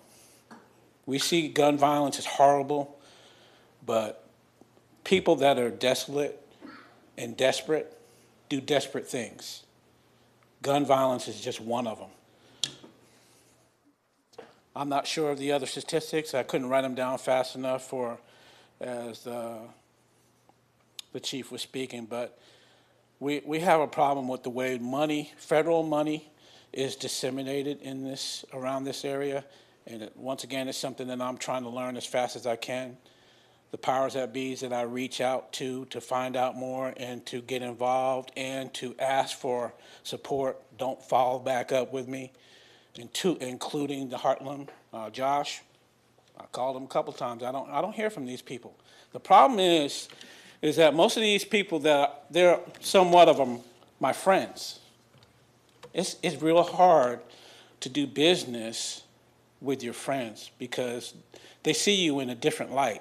It really doesn't, I don't really understand that because we're in a small enough community that when you develop relationships and they know and understand you, it seems like they would respond better when you ask questions and reach out for a need. Like I said last week, I receive a lot of pleasantries. These are the same things that I talk to the people that participate in the CSA program. When they come into the facility, it's like they can't believe that they're getting immediate help without going through all these hoops and different things that they need to qualify for and all of that just to live. It is important that we do something different other than what we've been doing for many, many, many years as the problems of poverty are increasing. And no, I do not have all the answers. I am on the laundry side of things, and we are providing solutions to a problem, but we're not getting any support.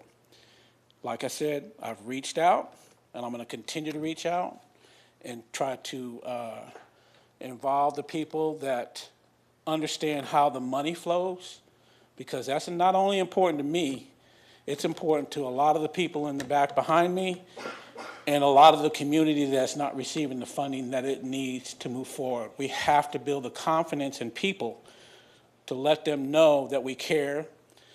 Let me just say this. We're in a community that if government downsizes and the health industry downsizes, Springfield's a ghost town because there's really nothing much else to do. Yeah, we have some great companies, Hanson, we've got some large, medium-sized companies, but not a lot of them. So these people that we're talking about that are living in poverty don't have options for jobs. There's a lot of reasons to that. There's a lot of dynamics to that. Part of what CSA does helps that situation because it gives them confidence. It makes them believe in themselves. It gives them some reason to move forward because they look good, they feel good. But outside of that, training and ability to understand what it takes to get a job. None of these people that are doing these crimes are working gainful employment. Would you agree that these people are not gainfully employed, right? These people are desolate. They're reaching out. They're screaming out for help. Figure out a way how we can come together with all the meeting of the minds and the money and the funding to support local communities to change the narrative. And like I said, we've gotten to where we are with little or no funding and a lot of hard work. And I know what that is. I've been doing that all my life. Times are different now, but we can still do it. Thank you. Thank you, sir. Alderman Gregory, did you want to talk to Mr. Frazier? Yes, Mr. Frazier, who you said you called continuing care, and who else did you call? Economic development? Yeah, I called economic development. And you haven't gotten a call back? No. Mayor, if we may I will ask. check on that because I know I talked to Mr. Frazier about possible grants through Yeah. SPD too. So. And like I said, it's tough because these are people that I know, right? So maybe they take this situation lightly and don't understand, but and I hate to just run into people and all I got to say to them is, well, gimme, right? That's not me. So I just push forward, but we need support for a program that's doing a lot of work in this community, and a lot of people is changing lives one load at a time, and we need support to do that, not only on the city, but state and federal level, and that's what we're running after. Well, I definitely see value in your program and your Ward 2 business. We want to keep you there in business. I do think there should be a way that our continuum of care partners with you. We passed the $250,000 for them now. And and hopefully you can get with economic development. I know there's some national narrative things, and it may not fit perfectly with that, but I've seen us do some amazing things. But I will also tell you that I will support a continuum of care working this in. I think that is important. I think that others need to be at the table. People who are unhoused definitely need to wash their clothes. So I don't know why they wouldn't be willing to work with you. I don't take Mr. Sabo as that. I look forward to having a conversation to see how we can work together to provide a valuable service without you going out of business. I will educate our council that he started this program when we had a derecho, and everybody needed somewhere to wash their clothes, and everybody was going to Mr. Frazier's and his wife, Miss Pam's laundromat to do a lot of washing, and they were welcoming people in left and right, and it was a major service, and it took off from there.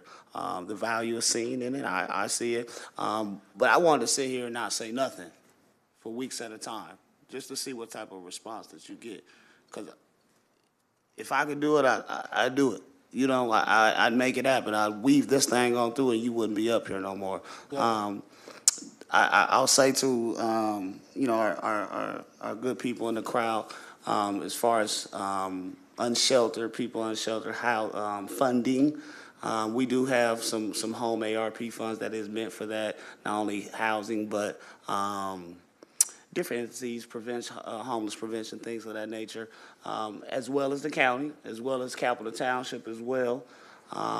You know, I can say over the years that we have put in some significant amount into different facilities and things of that nature, and to services. I think that was put out there.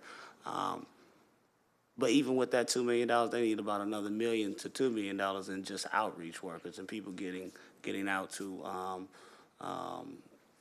those areas where people are not going to utilize our shelters and vice versa. So it's something that the city alone probably will never be able to fund by itself, but as a collective community, we'll be able to nip some of it in the bud. So I appreciate your comments and thoughts and ideas always. But anybody who's seeking funding, call economic development, schedule a meeting with them, and they will try to navigate you to whatever funding that you qualify for. And if that does not happen, then we surely need to know about it. All right? Thank you. Thank you. Thank you, sir. One more person, Mr. Frazier.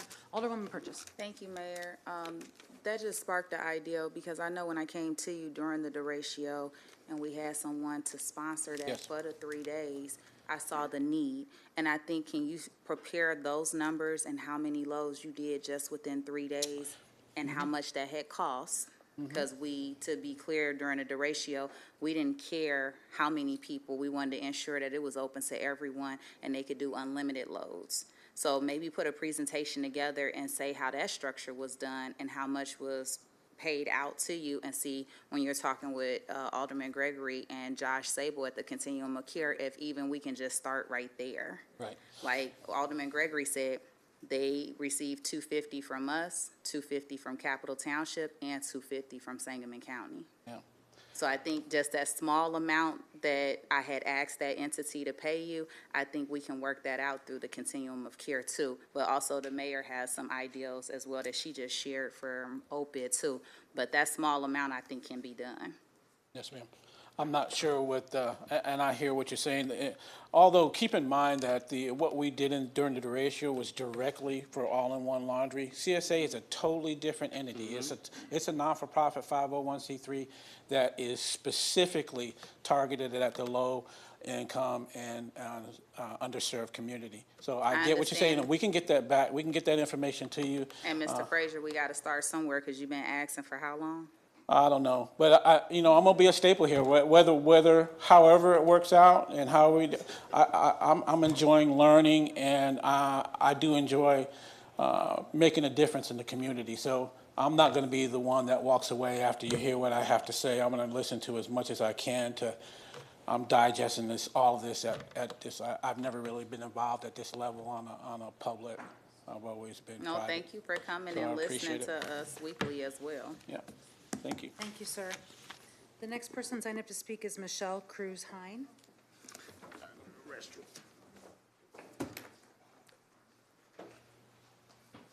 Oh, did you, I'm sorry. Michelle, can you give me 1 second? Apparently Alderman Donlin wanted to speak and I didn't see it. I apologize, Michelle. Mayor, One thank moment. you. It's your Yes. birthday. We'll let it slide. But, Mr. Frazier, I just wanted to say thank you for coming up time and time again to the council, outlining a basic need in this community. I vividly remember Alderwoman Purchase and during the derecho and what happened and how you stepped up. Yeah. And partnered with, I don't even know who your sponsor was now, I don't remember, but basic needs, dignity, those aren't asking too much. And we need to find a way to help you and help what you do. I think that's what our community deserves, and I'm not going to be too long here, but thanks for your patience. And it's not too often, I'm pretty bad with names, but I remember your name now, so thank you. Thank you very much. Appreciate it. Anybody Thank you, else? Mr. It's good. Frazier. My apologies, Ms. Cruz-Hine. The next person signed up to speak is Michelle Cruz-Hine. Good evening, Madam Mayor and members of the City Council. My name is Michelle Cruz-Hine. I'm a District 186 teacher. My colleague and I reached out to Alderwoman Notoriano and Alderwoman Conley concerning Indigenous Peoples Day. You asked for a petition and a data sheet. We have that, and that email will be sent to everyone later this evening or tomorrow morning. We, the people of Springfield, Illinois, from wards 1 through 10, would like a proclamation of Indigenous Peoples Day to be issued, declaring the second Monday in October to become Indigenous Peoples Day. Even though Christopher Columbus is not on the city calendar, the silence and exclusion of Indigenous people is extremely problematic. By saying nothing, you are siding with Columbus. Christopher Columbus and his men are responsible for the genocide, rape, enslavement, torture, the onset of the encomienda system, and the Atlantic slave trade. When Columbus landed in the Caribbean, he placed a flag down claiming it for the Spanish crown. Within 1 month, he wrote in his journal, "My men brought 7 head of women, small and large, and 3 children. This meant that he kidnapped 10 Taino people, and it is historical fact from his own words in his journal that he and his men raped the Taino people, cut their hands off if they did not find gold, and enslaved the Taino on a mass amount, and brought forth the idea of the people being used as a commodity. He is responsible for one of the largest genocides in human history. The colonization of the Caribbean caused the birth of present-day white supremacy, colorism, and the systemic racism that we see in this city, which was talked about tonight and actually is prevalent in our schools. And we still have teachers that teach that colonization brought forth democracy, which is extremely problematic since there was democracy before colonization. And that's a whole nother topic. This proclamation would benefit the people of Springfield, Illinois in numerous ways. First, it would put an end to the commemorative narrative that Columbus was a hero. It would work towards upholding anti-racist values and recognize the displacement, genocide, and colonization of Indigenous people in the surrounding Springfield area. If I get these names wrong, I am so sorry to Indigenous people out there. Those people include the Algonquin who were displaced, the Potawatomi people who have been finally recognized and now have their first reservation in Illinois, the Nylaiwek, who the state is named for, among dozens of others. It would say, "You matter." Springfield currently has a population of 2% of Indigenous people. My wife is one of them. She, representing the organization Families for a Ceasefire, brought you a signed petition last week. In addition to her voice, in November 2022, Native American residents of Illinois addressed a Springfield Summit about the history being taught in public schools, among other issues. One quote from that summit sums up this entire issue. "What we are trying to do today is not just for Native students or Native youth, but for all minority students." By proclaiming Indigenous Peoples Day, you would celebrate Indigenous culture and Black and Brown culture, language, identity, everything that colonization took from each one of them. The very act of Indigenous Black and Brown people celebrating their culture is an act of resistance. Just the very thing that white people take for granted, i.e. hairstyles, language, clothing. By formally recognizing the second Monday as Indigenous Peoples Day, you would be bringing equitable conversation into this city. You would be uplifting communities that have been silenced. You would be recognizing people who have been long ignored and forgotten. You have the opportunity to set us on a path towards healing.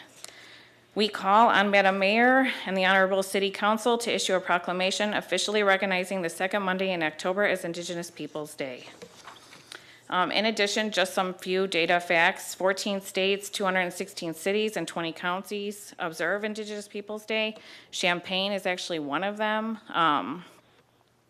In addition to this, the number of Springfield, Illinois organizations, museums, and entities have signed or posted agreements in accordance with Indigenous Peoples Day. Some of those include Families for Ceasefire, Black Lives Matter in Springfield, Resistor Sisterhood, the Dominican Sisters of Springfield, the Faith Coalition, the Abraham Lincoln Unitarian Universalist Congregation, Abraham Lincoln Presidential Library and Museum, Illinois State Museum, Springfield and Central Illinois African American History Museum, the Illinois Public Health Association, and the Student Government Association at University of Illinois in Springfield and Illinois Central College. There's among others. I really hope you make this proclamation happen. We would be a great city to do this. It would address systemic racism in schools. And actually, honestly, talking about everybody who's talking about this stuff today, 30 to 35% dropout rate comes from Springfield school systems. And I think, honestly, of the teacher who teaches that colonization brought forth democracy. And that just makes me think, who is gonna drop out listening to that? Black and brown people. Those are the most people affected by this system of teaching, and it has to change, and we can recognize it. You have the power to do that, and I hope you do. Definitely support you. The next person signed up to speak is Emily Anderson. Emily? Hello, I'm Emily. My first time here. Happy birthday. Glad to share my first time with you. Hello, everybody. I work with Ms. Cruz, and we started this by trying to have our students realize there's more than one side to Columbus Day. And it's just kind of rolled into this. We'd like to get it changed on the District 186 calendar to recognize Indigenous Peoples Day rather than Columbus, or not Columbus at all, just Indigenous Peoples Day. And there's some codes we have to go through, and we thought coming to the City Council would help a lot to get this moving even more. I second everything you said. I kind of took notes while people in the crowd were talking, and thinking about why we care connects a lot to what people have said tonight. Chief Charlotte said we need to hold people accountable. Columbus is not somebody we put on a pedestal for like the terrible things he did, and what's that showing our community? You know, if somebody who's committed genocide, raped, slavery, child sex slavery, like what are we telling our community when we put somebody like that on a pedestal? Alice Ramsey said, do things right and teach the children. You know, if we change the narrative in the textbooks, students are going to be talking and asking about the Indigenous people. You know, who are they? Not just thinking Columbus, this one man, is a hero because they know no better. Robert Williams said, take initiative. And that's what we're trying to do, have students be able to look at two sides of a story and make their own opinions. Who else? Bradley Russell, history repeats itself if we don't correct it, right? So who do we want to be our youth to follow as they grow up? Donald, I'm not sure how to say your last name, but whose land will be seized for the pipelines? Native Americans' lands wiped out. We don't hear anything about their side. We don't acknowledge it. We don't really think to care about it. Who else? Ken, we care about the community. People have value, right? Indigenous people, let's show their value, give them value. Jenna Broom, vulnerable people being bullied and victimized, just like the Indigenous people were. Robert Frazier, do something different other than what we've been doing. And I had it in my notes, and he said it, change the narrative. I think as Springfield, as a city, we've been in the national news in a negative way. We have the ability to change the narrative. We can become a city that,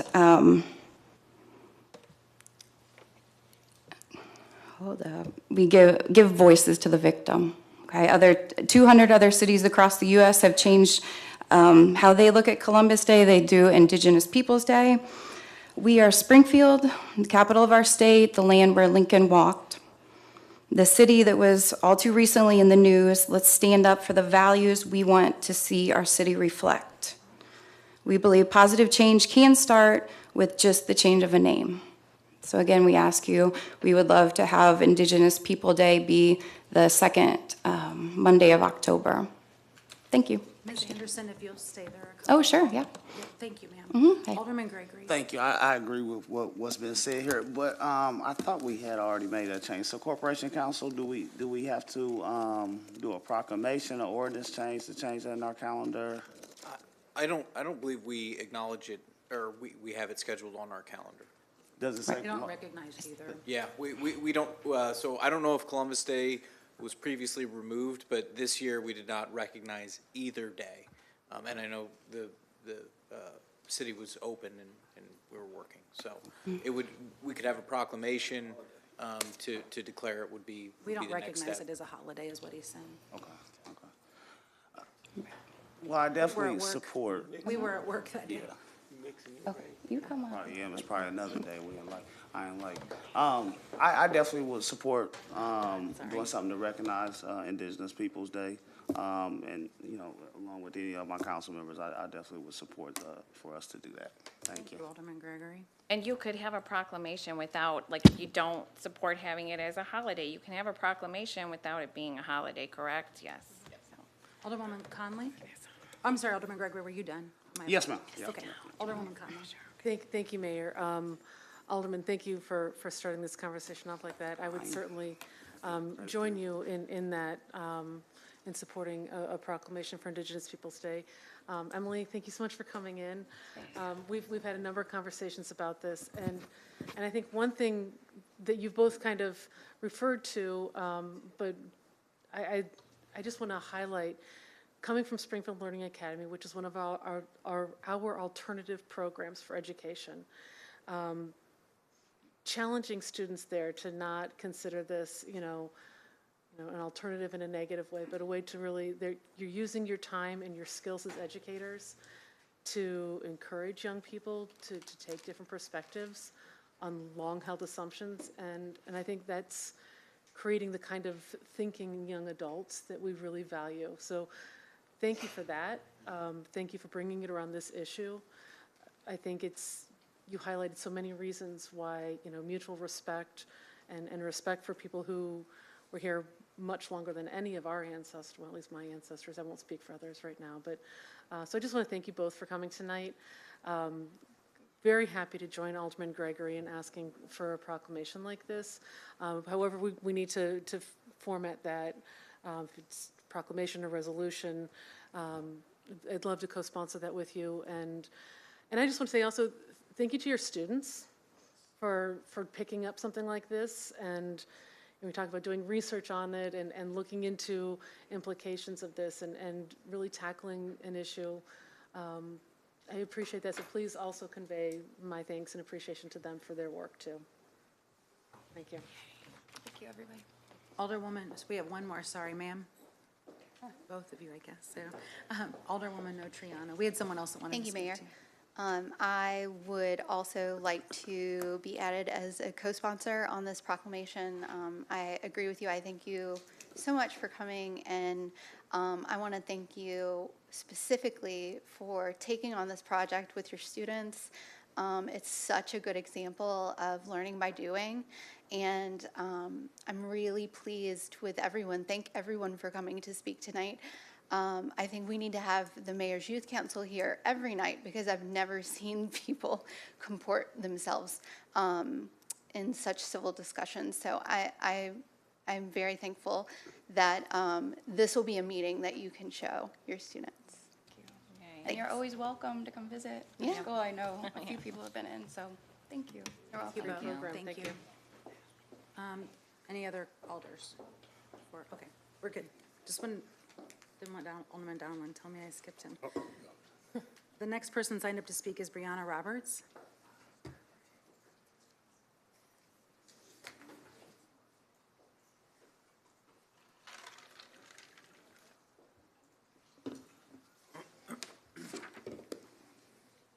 My name is Brianna Roberts. I'm in an orange satin shirt. I have curly hair and tan skin for those of you who are watching at home. I was originally going to talk about what Misty had said about the community on the 1450 podcast, but I think Ken did a really good job at summing up what the community feels about what was said about us. So I want to talk about something else that was brought up at the meeting while I was at work. I was watching the live, and I know that a huge topic of discussion was juveniles and what we can do to fix the juvenile delinquents and how has this happened and what's going on with the youth in Springfield. So I want to share a little bit about my personal childhood and also some statistics and personal experience from working with children at the Boys and Girls Club for many years. First, I grew up on the east side. Spruce Street, I grew up watching drug deals. I grew up being almost a victim of drive-bys countless amount of times. I watched children be corrupted by the neighborhood that they grew up in. And I was fortunate enough to have a strong enough family system where I wasn't one of the children that fell through the cracks, and I'm very fortunate for that. And aware of my privilege. But I do want to say I did grow up in a single parent household, and I don't think that it's fair to coin that as this huge issue. Like, I mean, it is an issue. It's something that needs to be addressed, but that's not the leading thing that we need to be focusing on. There's other issues, and that's a branch of a bigger problem. So I just want to bring that to light. One thing I do really want to put on your guys' radar is something called the school to prison pipeline, where children are basically indoctrinated. And I want to highlight that it's mostly African American children or children of minority groups, where they are indoctrinated to get out of the school system and go straight into prison. There's a couple of ways this happens. The zero tolerance policy is one way that children are indoctrinated into this, because they are taught that there is no leniency. You make one mistake and that marks you for the rest of your school career. I also want to say the presence of police in school is another way that children are indoctrinated into going straight into prison, because it changes the school system from going somewhere to learn, where they are basically being taught that if you don't listen to authority, you are immediately, again, going to be like tainted as this bad person. And statistically, 26% of Black students receive at least one suspension over a course of 3 years. How many years do children go to school? That's a lot of years for you to get a suspension. And it is 3.2 times more likely for Black students to be suspended or expelled than white students. And that is a problem, because what is the demographic of our prison? And how do those statistics echo these right now? Working at the Boys and Girls Club, I seen that most of the children that were participating in the program were Black and brown students that came from really impoverished neighborhoods. And you can tell the ones that had the least amount of resources by those were the children that were acting out because they didn't get attention at home. Those were the children that were getting in trouble because, again, they didn't get attention at home. And I don't want you to think, oh, well, they're not getting attention at home because it's a single parent issue. Just like Brad had mentioned, why is it a single parent issue? My dad was one of the Black men who fell through the cracks, who is in jail, in and out of jail. He was a drug dealer. He was in gangs. Like, it's a common story for Black children all over America, and we need to start asking, why is that a common story? Why are we failing the Black men in the community, and why are we putting all of this pressure on Black women to pick up the slack where our local governments are failing? And I'm not blaming you guys specifically, I'm just talking about in general. I'm a trauma-informed mentor. I have training and certification in how trauma affects you. You could experience something that is traumatic at the age of 5, and it will affect you up until the moment that you take your last breath. That's why therapy is important. That's why I think it's important for people who are in power to also be trauma-informed, because the things that we're trying to tackle, drug addiction, unhoused populations, poverty, all typically leads back to trauma that has been neglected and has mostly been implemented by other people in power. And I just want to echo that if we don't address the leading issues, and I understand you guys aren't responsible for things that happened 40, 50, 60 years ago, but you guys are the ones that stepped into these seats and gave yourself these titles and these roles to fix the problems that other people created for you, and I think that needs to be taken more seriously. And the last thing I'm going to say, and I'm going to get off of this, is that if you guys really care about addressing the real issues, I really encourage you to become more trauma-informed and work with the poorest part of your communities. Thank you. Thank you, ma'am.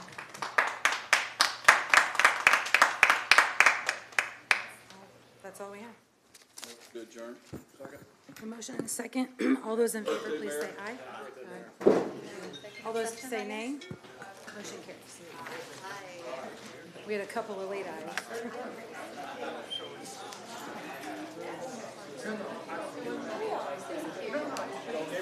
Very kind of you.